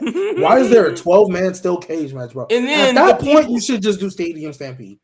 And then the people in it: Darby Allin, Takeshita, Mark Briscoe, Orange Cassidy, Kyle O'Reilly, and Roderick Strong versus MJF, Okada, Kyle Fletcher, Andrade, The Jet, and Jake Doyle. Like the MJF team is clearly better. Clearly better. Bro, you should have just did Stadium Stampede. The conglomerate sucks. Kyle O'Reilly has lost all his aura. Him and Roderick Strong both lost their aura. It's gone. All of them. Orange Cassidy. He froze. Don't respect Cassidy, bro. I'm not a big fan of Orange Cassidy either, though. G. Whoa! Don't respect Orange Cassidy, bro. I'm sorry. Orange Cassidy tough, bro. Orange Cassidy is cool. When he was with Orange Cassidy, when he was not in the conglomeration, was great. Him versus Moxley, all those matches. Them I love Orange Cassidy. earliest Orange Cassidy, he was one Fire. of the best things AEW had, bro. He was. Bro, I just don't like him Takeshita- with Mark Briscoe. That's the Mark Briscoe's draining his Bro, life I'm gonna force. be real. I'm gonna be real. I get I never watched the Briscoes as a tag team, but Briscoe as a solo guy, he ain't I don't doing like shit it. for me, bro. Me neither. He ain't, when he was Ring of Honor champion or the Continental, whatever he was, Trash. get that nigga off my TV, bro. And then Takeshita don't have no reason to be losing to Okada right now, bro. And that's what's gonna happen. and Takeshita as a babyface, is he gonna cut a promo Oh, he has. as a The- babyface? Yeah, he has. How'd that go? How'd that go? It was Right. The Don Callis family was working for him for a reason. Yeah, but they had to do the feud with Okada. You can't turn Okada. Oh, I'll say this, G. Okada as a babyface is way worse than Takeshita. Okada None gotta of be a them should be heel. baby faces, but whatever. That's Yeah, fine. fair. Cool. Anti-hero. That's gonna Yeah, be AEW champion eventually, so. You yeah, might as well just Takeshita make should be. You're doing a 6-man tag match in a steel cage. You should have just did Stadium Stampede. What's wrong with that? That's Who you stupid. got? Who you got winning, Malik? Bandito versus Moxley for the Continental. It should be Bandito. That's my guy. It should be, but probably Mox. yeah. And then last one I care about: Kenny versus Zack Sabre. I can go either way. Yeah, It could go either way. Kenny isn't what he used to be, bro. He's I think not. some people have to start realizing that Kenny Omega isn't the guy that he used to be. I mean, it has a lot to do with his diverticulitis. You know, like that disease kind of really, I think, messed him up. Yeah, trajected his career a little bit. But he don't get the same aura. He don't have the same matches. Like he's not. At one point, you could consider him to be the best wrestler on the face of the planet. He's not in those conversations anymore. I feel it's like his last great match was against Gabe Kidd. After that match, it's like he gave it all in that match. After that, it ain't been the same. he's not the same guy. Yeah, he's not the same guy anymore. Unfortunately for him, but. Let me ask y'all about NXT. Who y'all got winning between Tony D'Angelo and The Rock? Who it's basically said that Hiromu Takahashi could debut tonight and cost Tony D'Angelo, and we could see the new faction, Malik, basically like House of Torture, but the NXT version. And the cool thing is WWE trademark. Oh no, bro! No, I never liked Evil, bro. It won't be House of Torture, but it'll be something. No, I'm saying like. Oh, I see what you're saying. You might as well just keep the title on Tony D'Angelo because when Evil won that New Japan world title, I was like, bro, what are we doing, bro? Yeah, New Japan fell backwards for that shit. Yeah, he's not that guy, bro. He's not that. Not Hiromu. Hiromu different. Hiromu. So the name that they got, I'm trying to find it, but it was such a cool name. It was like it was one of the Bankai and Bleach, and like that shit's gonna be hard, bro. But I definitely think he's debuting tonight and fighting Tony D. You got Tony D winning. Who you got? Man, pack up that nigga Evil, bro. That nigga not moving shit. Him, I'm not gonna lie. There's a lot of people in NXT that ain't really moving no needles. I feel like they bars in hell. I feel like this is the worst NXT been since they first started. Yeah, Since they're trying to figure out their next big stars and stuff. Yeah, bro, they're trying when to. NXT first started, like as a brand, when it was like Big E, Seth Rollins, it was very top heavy. Like you had them, but like everybody else in between was. That's how I feel right now. Tony D, I feel like is a champion by circumstance. Okay, because if I just put it like this, there's a reason Tony D'Angelo wasn't even looked as a main eventer when he was the North American champion. That's a fact. Like, because mind you, he beat Oba. Let's remember that he beat Oba, and when he beat him, it was like, okay, that was a worse one than Ricky winning. No. Ricky beating Oba was way worse than Tony doing it because at least it was for a mid-card title. Yeah, I know what you're saying. But either way, there's a reason Tony as a main champion. Tony's not bad, but it's like the worst era of basketball. I'm not gonna look at your championship the same if the era of basketball is trash. Like you in a weak era, bro. I don't care. I think Saquon Sugars is the guy that's gonna lead NXT because that guy got it all. That promo, that shit Malik sent in our group. I watch it, bro. I'm watching, bro. Deion Lennox nice too, bro. I'm watching for that match tonight. Who y'all got winning between that? Sugars or Deion? I think Saquon gotta win that one, bro. Probably Saquon Sugars. Yeah, they kicked him out the group. They have to, but and then my other guy, Oh my God, Mason Rook, bro. Tavion Height. Oh, you like Who? Mason Rook? Mason Rook. That's what they Ew, need, bro. nah, he not moving me. He Chill, not Mason moving me. Rook. Come What? on, He not G. moving me, bro. Mason He Rook not is moving me. tough, bro. Yeah, He man, not I moving agree me. with Malik. Mason Rook Tavion is Heights. tough. Tavion Heights moves me. I was about to say Tavion Tavion Malik. Heights moves me. Tavion Heights is my guy, and I hope he beats Mason Miles Rook, Bourne bro. Mason Rook, bro. tonight. Ain't nobody worried about that softball coach, bro. I don't think they're gonna let Tavion beat Miles Bourne tonight, which is sad. I want Tavion to win though. Tavion Heights is tough, bro. I like him. As long as Kendall Gray win that NXT title, Lola, you had a good run. Let's pack it up. Bro, my thing is, I love Kendall Gray, but it's like, bro, why hasn't Jada got her run? Like, Jada should have got her run. Why hasn't Kalani Bianca Jordan didn't got her run?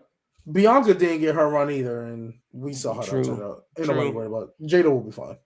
That should be. They're gonna hurt put my it, and you soul. know what they're gonna do when she gets to the main roster, though, right? Feud with. Don't put it in the baddies, bro. Don't put it in the JFC. No. You know what they're gonna do with Jada Parker? What's she doing? She's gonna be with the Street Profits. You You know they're gonna put her with the Street Oh, they- Profits. Nah, They're gonna bro. put her with the Street Profits. I hope not. Oh my I promise you, God. because OTM ain't doing nothing.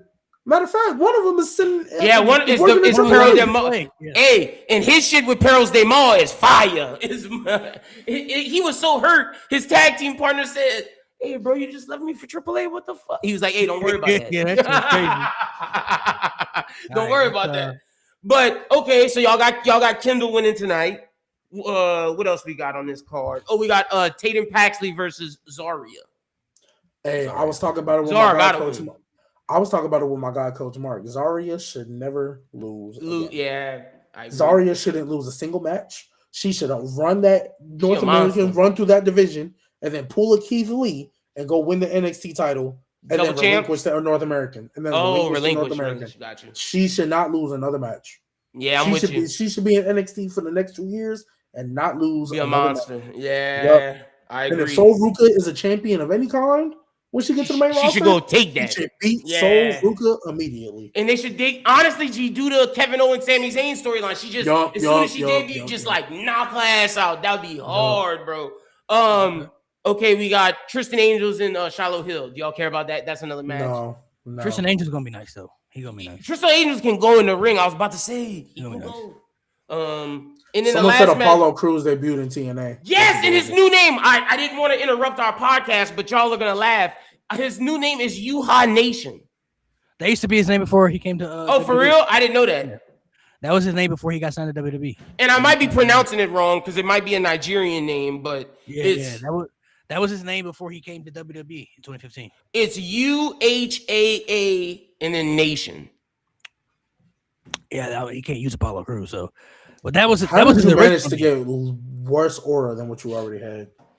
That was his original name, so that don't shock me. Yeah, But why Nation? Like Nation is weird.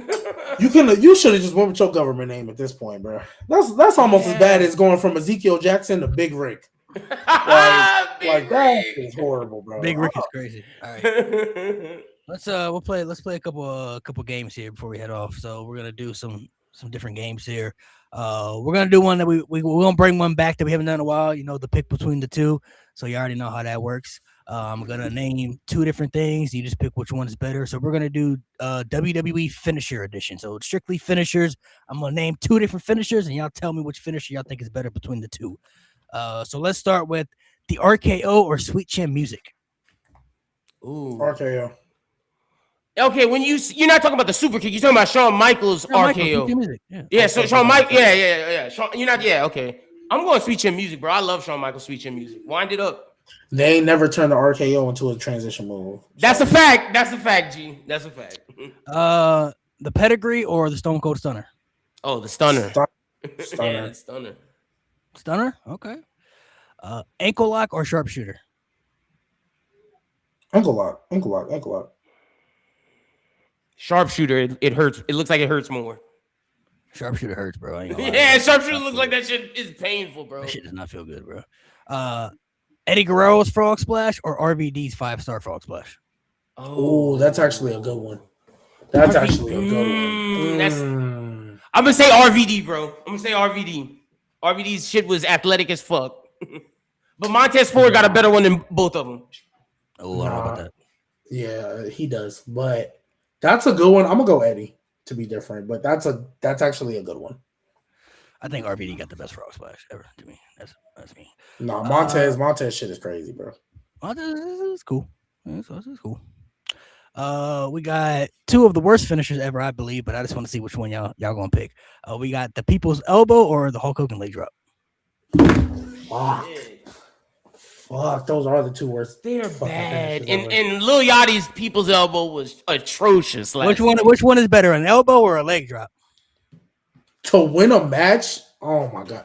You know what? Give me the leg drop. Ironically enough, I'm gonna say the leg drop because where he lands it, you might like hurt yourself. neck. Yeah, facts. The People's Elbow, There's some clown shit. There's He's a won reason why he title- uses the rock bottom. and he's won titles off that People's Elbow. That shit is nasty. That's why he had to start using the rock bottom, bro. That shit Hey, is bro, nasty. listen, but he made it work though. It was over, bro. It was over. It got over. Only the Rock, I think, could get that over, bro. Like only the Rock, bro.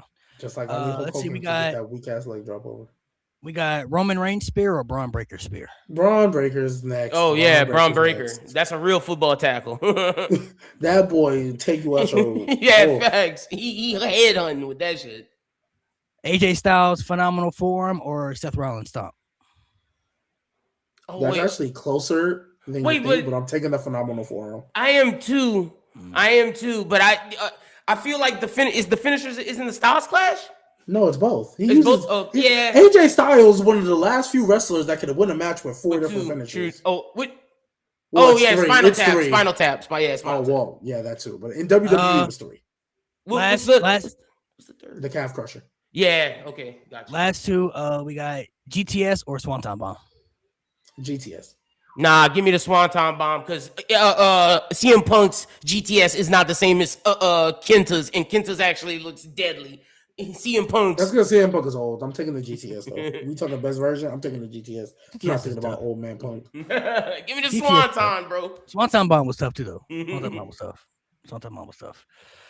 Next one, we're gonna do another. We're gonna do this one is different. This is better peak. So basically, I'm just gonna name a wrestler, and then I'm gonna name a bunch of different wrestlers afterwards, and you tell me if these wrestlers have had a better peak than this individual. We're talking just the peak, the height of the peak. So the peak is John Cena. What do you consider in his peak? Whatever you consider his peak is, Super is Cena. the height of his career. Super Cena. Cena? Okay. It's literally Super Cena. Before he got hurt and had to relinquish that title, Yeah. that little era, Cena, Gotcha. that was Super Cena. Gotcha. Have these individuals had a better peak than John Cena? Let's start with Stone Cold. Yes. Yeah. Yes. Shawn Michaels. Ooh. I'm gonna say no because I'm not considering the first one was like the 90s when they built to him being great and it was great, but then he came off and then the one when he came back, yeah, I'm going John Cena. Slightly John. Like slightly. Randy Orton. Give me John. Cena. Cena. Cody Rhodes. Ooh. Cena. Okay, Cena. it is Cena, but there's an argument for what Cody's doing right now as great. No, There's an argument, but I'm going Cena, and I definitely think Cody's Uh, peak could be better in like And 2 Cena's? years. In There's 2 no- years, 2 years, because he's gonna accumulate a bunch You of still championships. think Cody's in his peak? Yeah, all right. You still think he's in his peak? Yes, That we go shit- CG. Nah, it's bro, not that over. shit ended at 41. His peak ended at 41. He's still in his prime, but his peak, Oh, his peak ended at 41. Oh, I see what you. His peak ended at 41. Well, he gonna have the heel turn, Well, I and that's guess gonna be we a consider peak too. peak prime. Like, you know, I guess he could. If Yeah, he that's- has a good, if he heel has turn, an that's what elite I'm heel saying. turn, It's that gonna will come. be a better peak than this one. But right now, that nigga not in. Oh, his so peak. you said okay? See, I'm Hold on, talking hold on, prime. hold on, hold on. You don't think that Cody ain't never having a better peak than John Cena? We'll see what his heel turn look like. But That's if what we I'm just go saying. based off of like WrestleMania 38 to WrestleMania 40, it was great. That was it huge, elite, bro. But it's not bigger than Cena's, bro. It's not bigger than Cena's. Roman Reigns. Roman. Tribal Roman. Chief, yeah, I'm Tribal picking Chief Roman. is the Tribal Chief might be the greatest peak we've ever I'm seen. picking but Tribal Chief, That's not yeah. a conversation for today. That's not a conversation. Greatest for peak today. ever. Ooh, Might be, One of but them. It's might top be. five. It's top five. It's, for it's sure. top three. It's top three, but we're not gonna talk about that. Today. Triple H. Oh, I'm picking John. Cena. The Rock. I'm picking The Rock. I'm picking The Rock for his peak of what that was, bro. That was crazy. Take a Cena. Taking Stone Cold, but not The Rock. Interesting. Yeah, that's what I'm saying. I gotta take The Rock, bro. Stone Cold. Even though Stone Cold and The Rock technically happened at the same time, Stone Cold is just. I think Stone Cold peak and Rock like. I just think Stone Cold was like clearly better. Undertaker. Undertaker's not really a peak guy. It's a longevity. Yeah, so yeah, I'm gonna go Cena. Cena. CM Punk. Ooh. CM Punk's definitely a prime peak guy. I'm going CM Punk. 2011 CM Punk though. Summer of Punk. Yeah, give me CM Punk, bro. I'll go Cena still, but like it's close. And like, that's why I said there's an argument for Cody because that it's a peak to me is like a comment. Like in CM Punk's comment burned really bright, bro. John has a great longevity. Last one, Daniel Bryan. I gotta pick the yes movement. Yes. Only reason I'm not going to pick Daniel Bryan is because after WrestleMania 30, that shit just fell off. It lasted for a little bit, whereas like everybody else's pick I'm talking about lasted a while. But his peak was that comment burned bright. Yeah, yes movement was so. Oh man, that's when wrestling was fun, bro. It was a comment, bro. It was huge, and see that the closest thing to that was we won Cody. It wasn't as big, but that was the closest thing. Yeah, that's some interesting answers. I ain't gonna lie. Interesting. There's probably only. Did he freeze? Oh, he did. Or is he thinking? No, he didn't. Oh, he probably only. He did look like he froze for a second. It did for a quick second.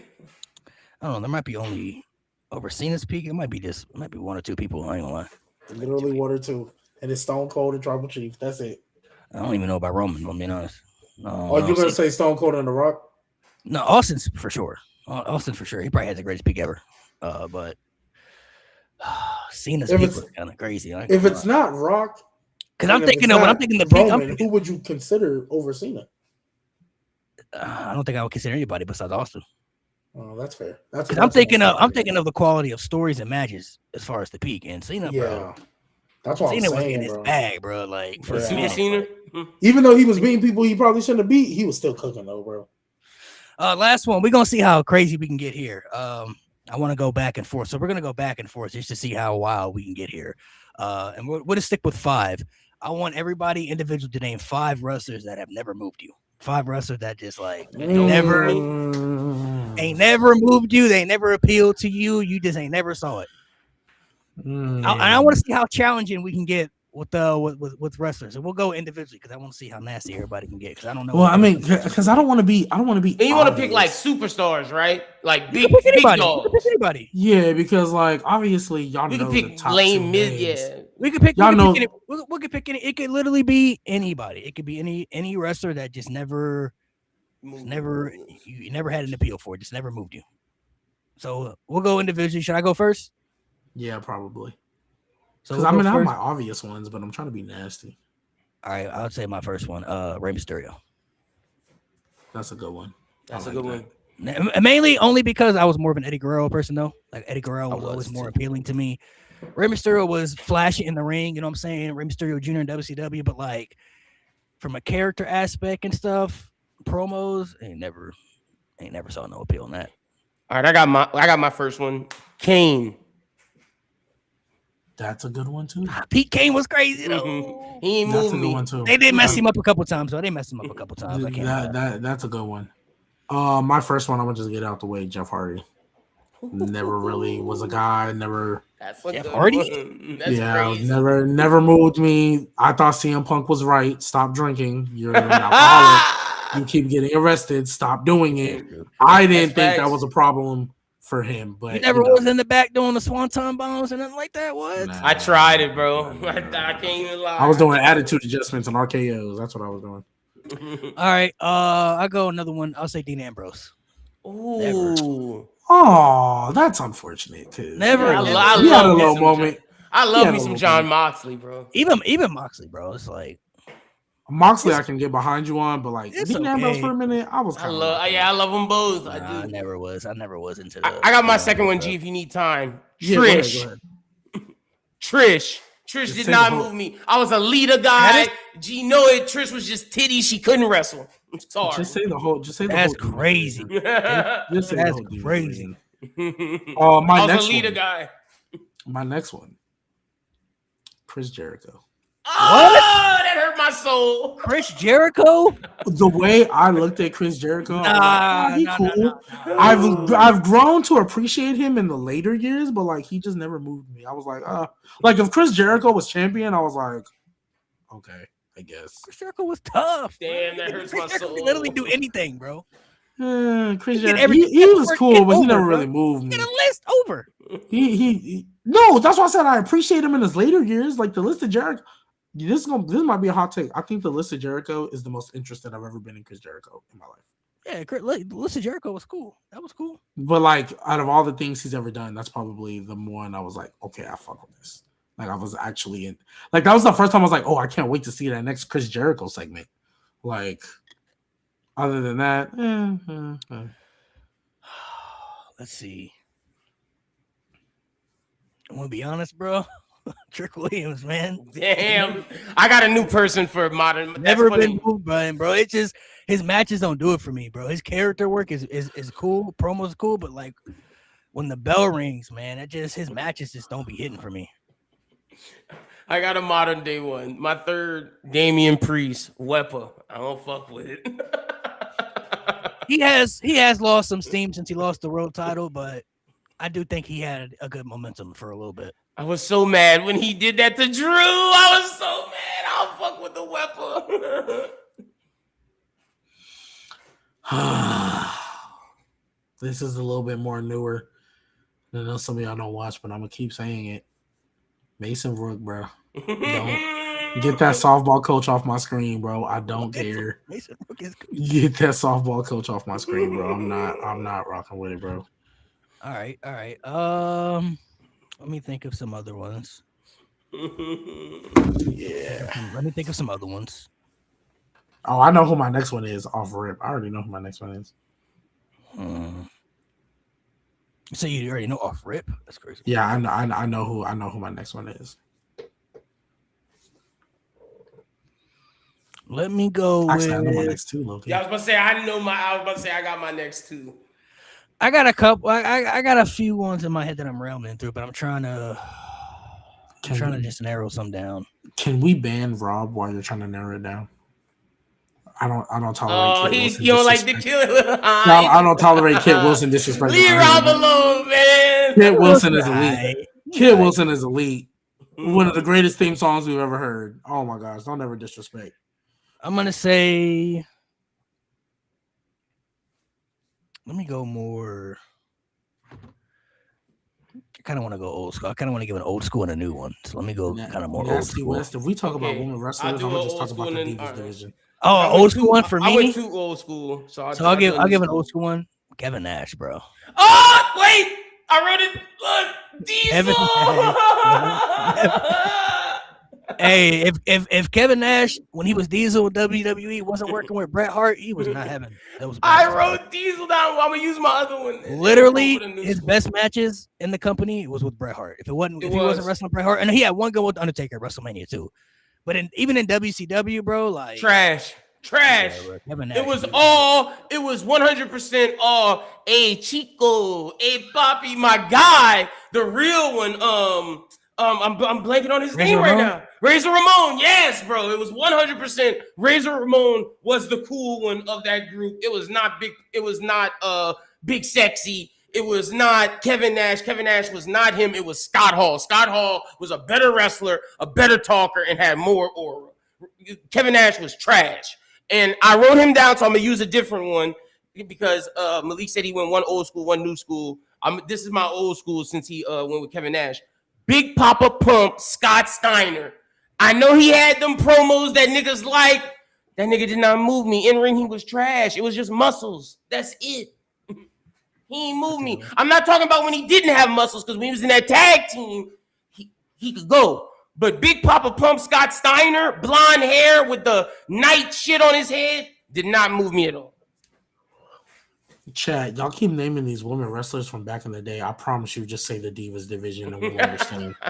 Just say the Divas division. It's crazy. Another name that I never to this day will never understand why people like. I don't get it. Eddie Kingston. Oh damn, Bro, Eddie Kingston was tough, and he was tough for a Yeah, minute. Eddie bro. Kingston is cool. No, every time I was just like, Them promos he had with CM Punk was crazy, bro. and I'm not gonna lie, the promo that he had with CM Punk, I felt that way then, but then I rewatched it recently just to see if I could confirm or deny my thoughts. That nigga was annoying the whole time. I just felt like he was trying so hard to make it feel like this isn't a scripted promo, this is real, and he was going above and beyond to make it feel that way. Like, we get it, y'all don't like each other. Shut up. Like, I don't like Eddie Kingston. I don't like when I just don't like Eddie Kingston. Go ahead. Is it my turn? Oh yeah, it's your turn, Malik. This is our last one. Last one. Honestly, bro, I wasn't gonna say it because I know somebody else was, but I gotta say the Bellas, bro. Damn, I know a lot of people love them because of Total Divas and stuff, and they're probably very relatable to like a lot of people in their real life situations, which I get. But my gosh, bro, when the bell rings and we hear them promo segments, I have never sat down and said I need to go back and rewatch that Brie Bella or Nikki Bella match. Never sat down and said I gotta go back and rewatch that Nikki Bella and Brie Bella promo, bro. Trash. I don't know, man. They never did it for me personally, man. They never did it for me. I'm with you. I got, since y'all both said an AEW person, I got an AEW person. My last one, but there's a tie because one's a man, one's a woman. I don't like them, but either of them, they both suck. Jungle Jack Perry is the man. That nigga is trash. And then the woman is Hikaru Shida. I don't understand why Tony Khan keeps putting belts on Hikaru Shida. She does not move me at all. And Jungle Jack Perry does not move me at all. Both. That fucking COVID merchant. That's what she is, bro. Who, Hikaru Shida, bro? They keep giving she's her a belts. pandemic, Like, bro. She's a oh my three-time AEW Women's Champion. Like Fucking what? Pandemic merchant, bro. She does not need to be 3 Who's times. your last one, G? Who's your last one? Mark Briscoe. Oh, I see. I didn't want to say him. You either really hate that because- nigga like that? because me and G Bro, both I've always say him, yeah. really, every time he's on my screen, bro, Fast forward. I'm gonna just say this because obviously I don't wish this, of course, but I really feel like they're just pushing him because they feel bad what happened to his brother. Because he is not a good singles wrestler, bro. I thought He that is the not a good- moment he debuted, G, he is not a good singles wrestler, bro. He's not. Mark Briscoe's cool. And his promos with the like, it makes sense that he's in a group. I should put it like this: it makes sense that he's in a group with the conglomerate, and that's their dynamic. It makes sense because he looks like a freaking crackhead who ain't got 2 brain cells left. He does. Bro, That's how he talks. That's how he wrestles. That's how he move. Like I hate watching him wrestle. If I really hope he didn't move like this when he was in the tag team. Nah, his brother was the leader. His brother was a baller, bro. I liked his brother. Him, I do not.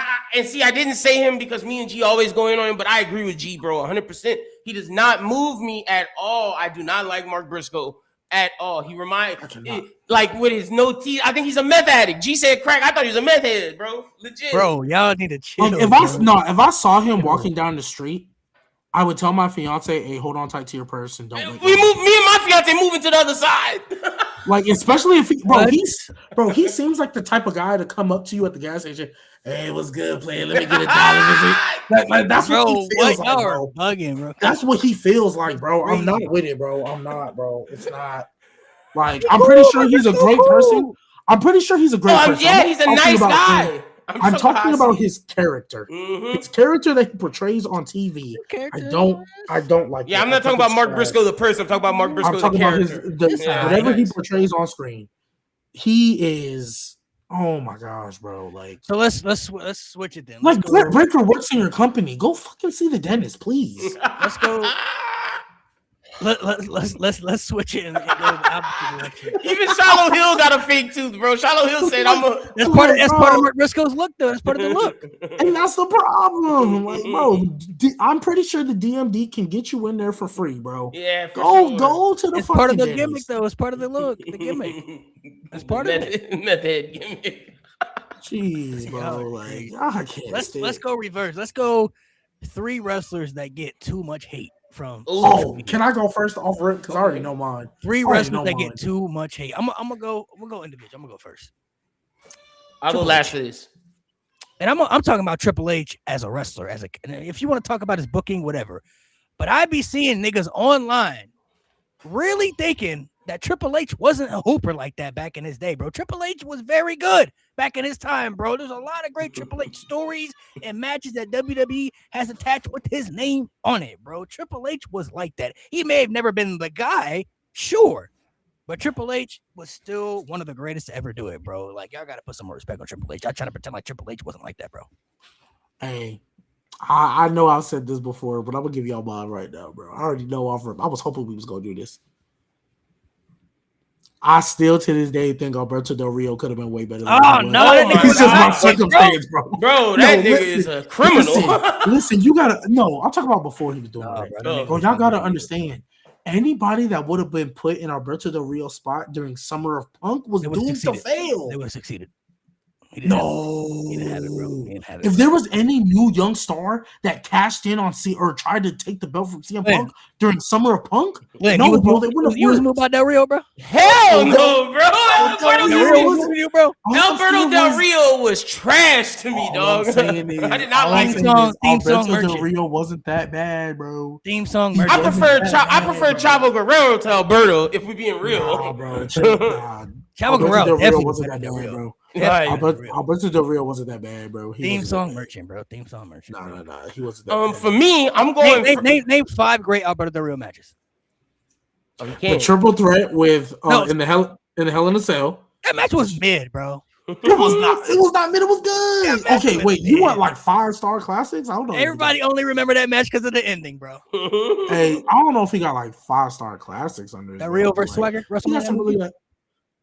Everybody. Hey, you what's your favorite phrase? Everybody got stinkers. Everybody got bad moments. That's like generational bad, bro. That's not his fault though. That's booking's fault. Why would you book that match? What else? Give me 5. Give me 5 Del Rio matches. Go on, bro. I'm listening. 5 Del Rio matches. The one obviously you had the 1-on-1 with Punk, right? You had the 1-on-1 with Punk.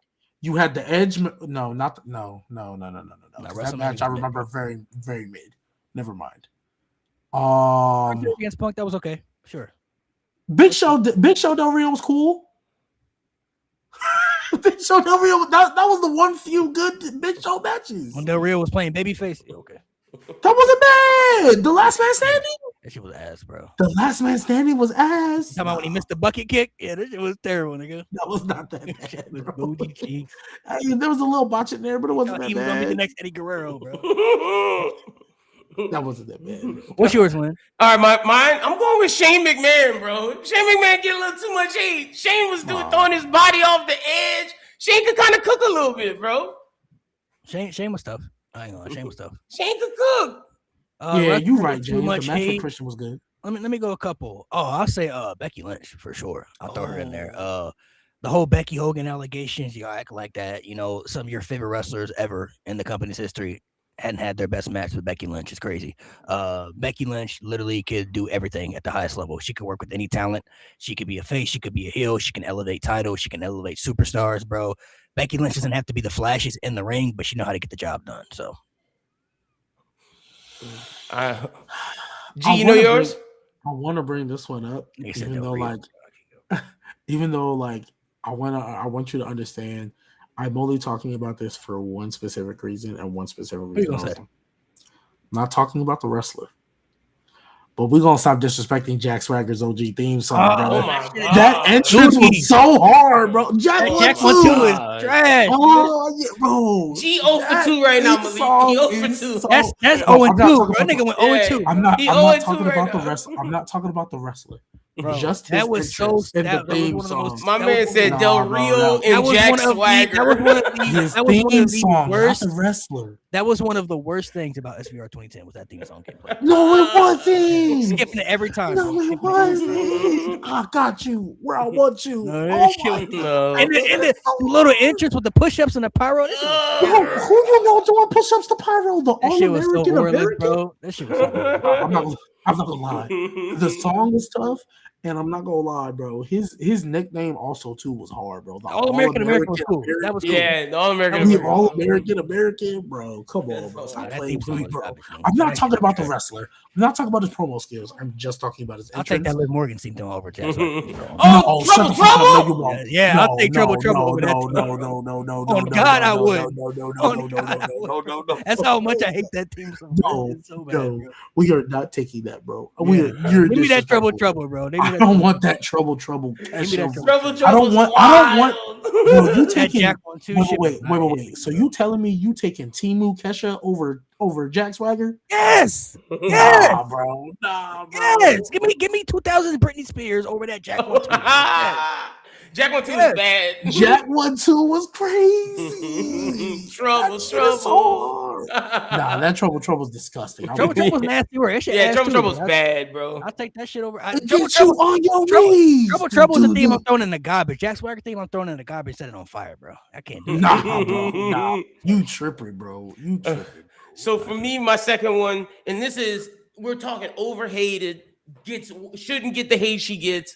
Bianca Belair, bro. Bianca Belair is incredible. Y'all are just racist. Like, she gets hate just because she's black. Like, legitimately. She's one of the best baby faces. She can talk. In ring, she's incredible. Bianca Belair gets way too much hate. Unnecessary. Let's see. Man, I'm glad the chat see what I'm talking about, man. Because this sure nigga is. bugging. Sure is. Talk about some trouble.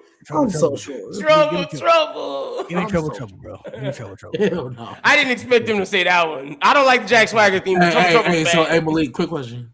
Mode or Jack Swagger? Go that far. We're gonna Oh, Bremo's take bad. Remode. Remode worst team ever, bro. Yeah, give me Primo Jack is Swagger, bro. Give me Jack Swagger. bad. Let me see. Another wrestler that gets too much hate. And Rob, I mean it with my whole heart. Fuck Slow Chemical. Whoa. I don't care for Slow Chemical. I'm not gonna lie. I don't either. Whoa. It's pretty good. It's a good thing, but it's not top 10. Jack Swagger is It's like 10 or 9. I'll say No, it's not. another wrestler that gets too much hate. I'm trying to think of a good one because social media do be bugging a lot of people. Oh, I got my last one. Ready to go.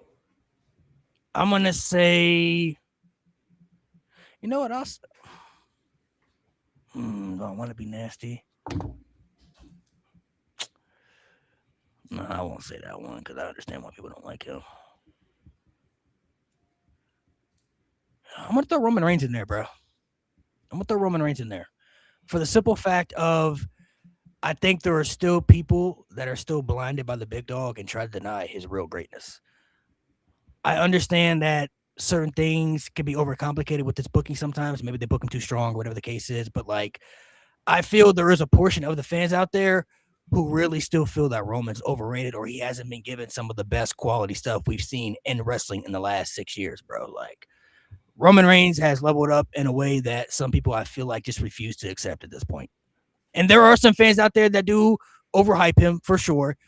But I think there's a portion of fans out there who really, truly feel that Roman Reigns isn't like at that table sitting with the John Cenas, the Shawn Michaels, the Undertakers. I feel like there's a portion of people who feel like he's not sitting at that table.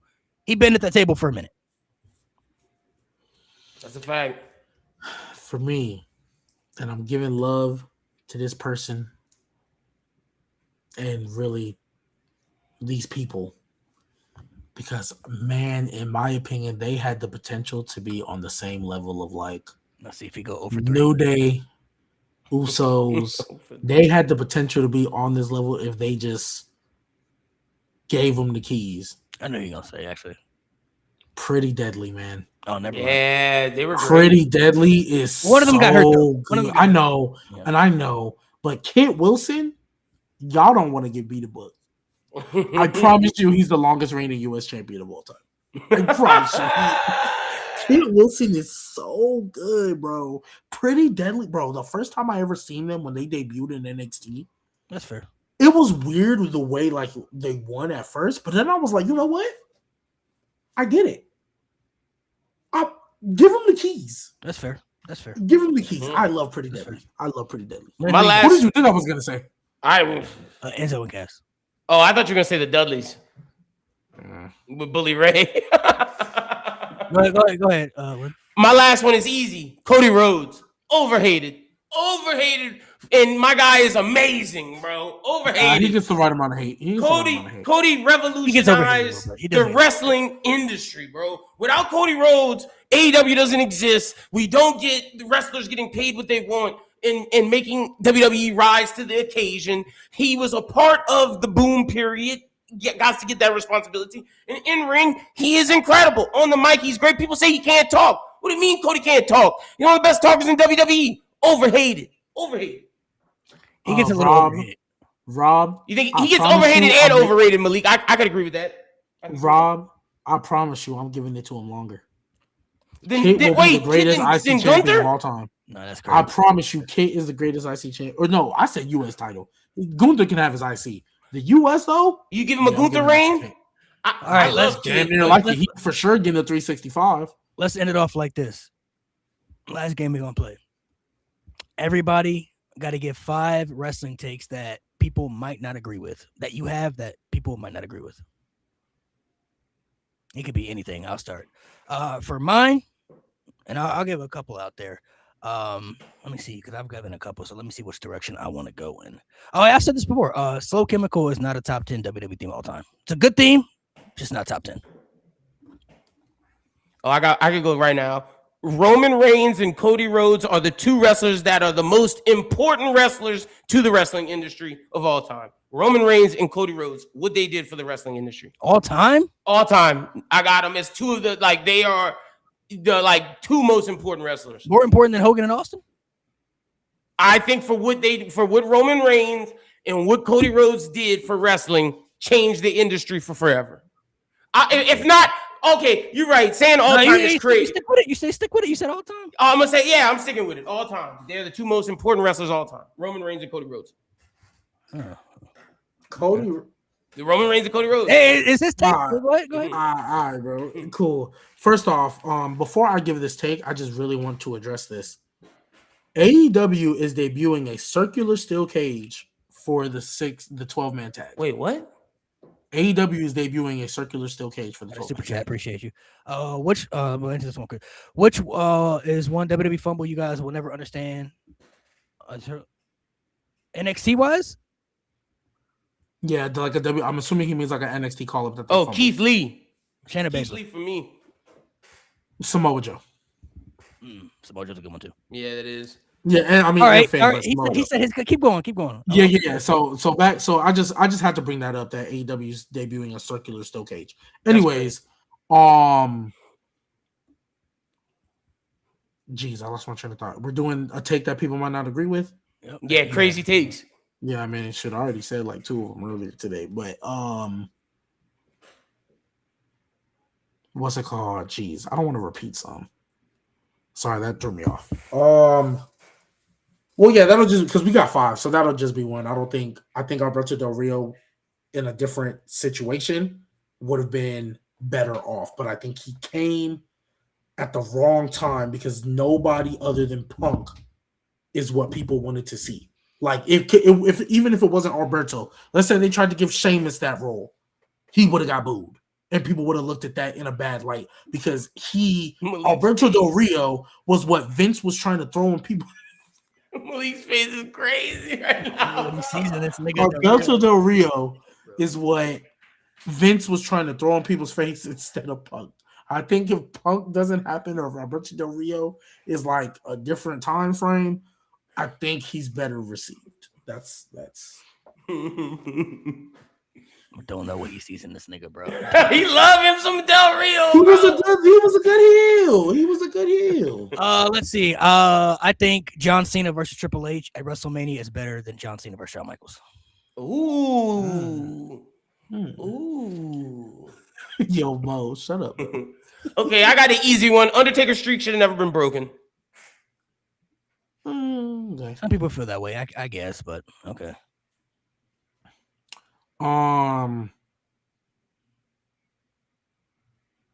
Geez, I just had it when Malik said his. Because you said what, Malik? That Triple H versus Cena was better than what? Shawn Michaels and John Better Cena. than Shawn Michaels and Cena. Shit, I just had it. I just had it in my brain and then I lost it. Can you come back to me? Because I just had it. You want us to do another round? Yeah, just come back to me. because No, I go, let's legit- say something different. Say something different.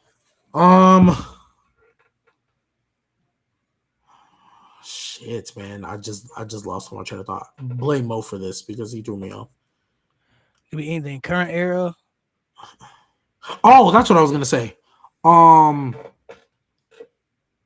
don't think Cody Roman 1 is as good as people make it seem. I don't think Cody Roman 1 is as good at making people seem. I think it was alright. I think it was cool. I think it was solid. I think it was a solid like 8. It was cool, yeah. Solid He 7.5, 0-5, man. Malik. He 0-5. This nigga just keep missing. Hey, brother, you said all right. don't even give me stuff. I know. I'll go next. WWE 12 was not a good game, bro. That shit was very boring. Besides the Road to WrestleMania, I thoroughly did not enjoy that video game. I know people be gassing that up. We must have been playing 2 different games because WWE 12 as a game was very mid. I like WWE 13. That's the one with CM Punk. 13 was tough. Yeah, I was about to say 13 was great. Well, man, that shit was not good, bro. Easy one for me. Bullet Club is greater than NWO. Ooh, okay. Give me Too Sweet than NWO for life. Had to be said, bro. It had to be said, Mo. Somebody got to say it, bro. That game is not good, bro. I'm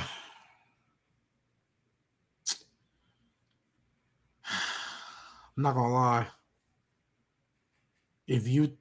I don't think, if we're just being honest, I don't think Seth Rollins, when we look at all-time rankings, should be next to Roman Reigns. Whoa. I think there's a gap. Oh, I think there's a gap. Okay. I think there's a Big gap? considerable. I don't think, and honestly, I don't think Seth Rollins can do anything to surpass Roman Reigns. I don't think he ever will. I know Or it even is, before. James, but it's better. Talent that fumbled their own careers. Yep, that's true. No, he didn't. No, he didn't. He was found innocent. Yeah, I was about to say, It's I been thought he... proven. I'm saying It was of like things that happened afterwards too, though. Like I don't know, he could have went back. honestly, I don't think they were ever gonna bring him back. Once you get caught in that movement and like those allegations, Yeah, it was bad for fried him. You're regardless. done. Let me see. We got 2 more. Let me think of a good one here. Trying to think of a real good one. I've said this before. As a talent, I think The Rock is better than Stone Cold at everything as a talent. Ooh, Stone Cold has had a bigger peak I've said that before. and was more popular, which is why he ranks higher all time. But as a professional wrestler, as a talent overall, I think The Rock was a better overall talent. Okay. I got mine. JBL is the best ruthless aggression heel. Over Edge. Yeah, I don't know if I could put him over Edge Edge. was pretty. I mean, JBL up there though. I don't JBL know up if I there. could put him over Edge though, man. Edge. oof. JBL up there, so that's not too crazy. JBL's up there. What JBL did, bro? JBL was doing some heel JBL's up shit. there. That's fair. JBL's The up border shit, the like all that, like nah, bro, that shit was crazy. there. Come on, G, bro. You gotta give something spicy. Oh, you said what? That was his. Yeah, that was. Oh mine. yeah, I got you. To me, man, I just don't think the Hardys were that good. Like they were all time historic, yes, but like I think they were clearly the third best team of that like trio. I think they were clearly the third best. Third. Out of Edge and Christian and the Dudleys, I think they're clearly the third best. Oh, this nigga's crazy. I think they're clearly the third best. Third is wild. You not I seeing think what they're- they've done outside of WWE too? Okay. As a Bro, I tag think team, I think Christian and Edge are the worst, huh? They're definitely the I'm not third. gonna lie, I'm not gonna lie. Definitely the That's what I third. thought, Malik. I'm That not was gonna lie. Definitely the I'm not third. gonna lie. I'm not gonna lie. I'll watch a 5-second pose before I see these niggas dancing on the stage. I'll see a 5-second pose. This nigga's crazy, bro. Yeah. They were probably honestly at that time the Hardys probably was number 1 at that time. They was were. better than the Dudleys. And see, I go Dudley's, Hardy's, Edge, and Christian, but the Hardy's definitely. I'm saying like all time, like the Dudleys are better all time, but like at that time in the Attitude Era, 100%, the Hardys was 1. 100%. I don't know. Every time they got in there, Edge and Christian won. So I don't know. I mean, they did, but that's to the bucket. In terms of popularity, what Malik said, yeah, for sure. Oh, you know what? I'm gonna say this last one, bro. I've seen a lot of people shit on this finisher, but Big Show's WMD is one of the most believable finishers wrestling has ever had in this That history. punch! I'm not gonna lie. You cooked. You That cooked. punch, a lot of people be making fun of that, bro. You think he would have knocked out If- Floyd? Bro, what? Look at me. If the Big Show realistically were to ball up his fist and hit you full force, he could kill you. Realistically, you could die. If he wanted to, he could. If he wanted to, he could have killed Floyd Mayweather in that fight. He could have. One punch would have killed him easily. It's one of the most believable finishers wrestling's ever had because it's coming from the Big Show. And I can understand if it was CM Punk or somebody doing it, but it's coming from the Big Show. But you really Bro, think he's one a punch better would have Floyd- killed Floyd? He's a Yes, seven- bro. Big He's a Show- freaking 130-some pounds at the Floyd time. Mayweather is 5'6". Like, bro, Big Show's a 7-foot giant. He weighed like Yeah, I 10 guess tons you're more right. than him. Yeah, Yes. bro. Yeah, I guess you're right. Now Floyd wouldn't have. Now Floyd, that was prime Floyd. I was about So to say, Big Show in yeah. the real fight. Big Show in the real fight, he ain't touching Floyd. Big Okay, Show- okay. Floyd Like, if you Floyd could have- Mayweather. That's two different things. You're right, G. I'm thinking like that means he'd win the fight. No, you're right. Floyd Okay. Mayweather's punch can knock you out, sure. The Big Show's punch that could kill you, bro. You Okay, could I die. see what Malik's saying. Okay. He, I was just if taken he, if he back. were to ball up his fist, realistically, full force, and hit you with his full power, you could die, bro. He could kill an average man. Yeah, like a Big Show chop. Yeah, you should have a heart attack after that. Yeah. the Big Show's WMD is one of the most believable finishers in wrestling history that does not get talked about enough. And Okay. people made fun of it for so long. Never understood why. It was mad believable, bro. When he knocked out Mark Henry backstage, I'm like, yeah, he can knock out Mark Henry, bro. Okay, I see bro, what that y'all Big saying. Show, it's the Big Show. Yeah, I see How what y'all many saying. people are bigger than him? Okay. I was G clarify for me. I was confused, but yeah, no, that makes sense. Okay. That makes sense. I mean, I've said this before. Might not be a hot take, but I just by the way they're presented, I don't care what she's done as of late because I'm talking about the way they was presented when they was pushing it. Sasha Banks is clearly the worst 4 horsewoman, and it's not close. Sasha Banks is clearly the worst 4 horsewoman. Whoa. Becky's the best. Bailey's number 2 because I think as a talent and everything, she's better than. I think she's better than Charlotte. Oh, the only thing is Charlotte. The only reason Charlotte's not last is because at the end of the day, you can't ignore 14 titles, but she doesn't get 1 or 2 because most of those titles were like, well, she was flipping back and forth with Sasha Banks for like the better part of 4 months, and then a lot of them titles were nothing reigns. But I do think just when you take into account everything, the way you're presented, your title reigns, the quality your story did that in the third, Sasha Banks is the worst. Sasha Banks was presented as pretty much the jobber of everybody. It was Becky until Becky slapped Charlotte across the face and became the man and took off from there. That's what put her at number 1. Okay, Becky used to be the worst, but once that you talking about just her in WWE or you talking about just no, everything? yes, just her. That's why I said just her in WWE. AEW, that's not Sasha Banks. That's Mercedes Moné. To me, those are two different people. I'm looking at the way they were presented in WWE. Sasha Banks is clearly the worst 4 horsewoman. Clearly, I got her at like 2. Mercedes Moné and Sasha Banks are 2 completely different people. Like 2 completely different people to me. Like I don't look at Prince Devitt and Finn Balor as the same person. I don't look at. Man, what's your last one, bro? My last one.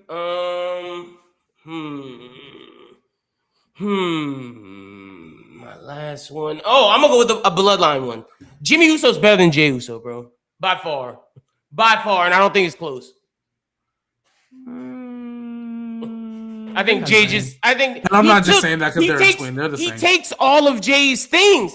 Jay takes all of Jimmy's stuff. Jimmy had yeet first.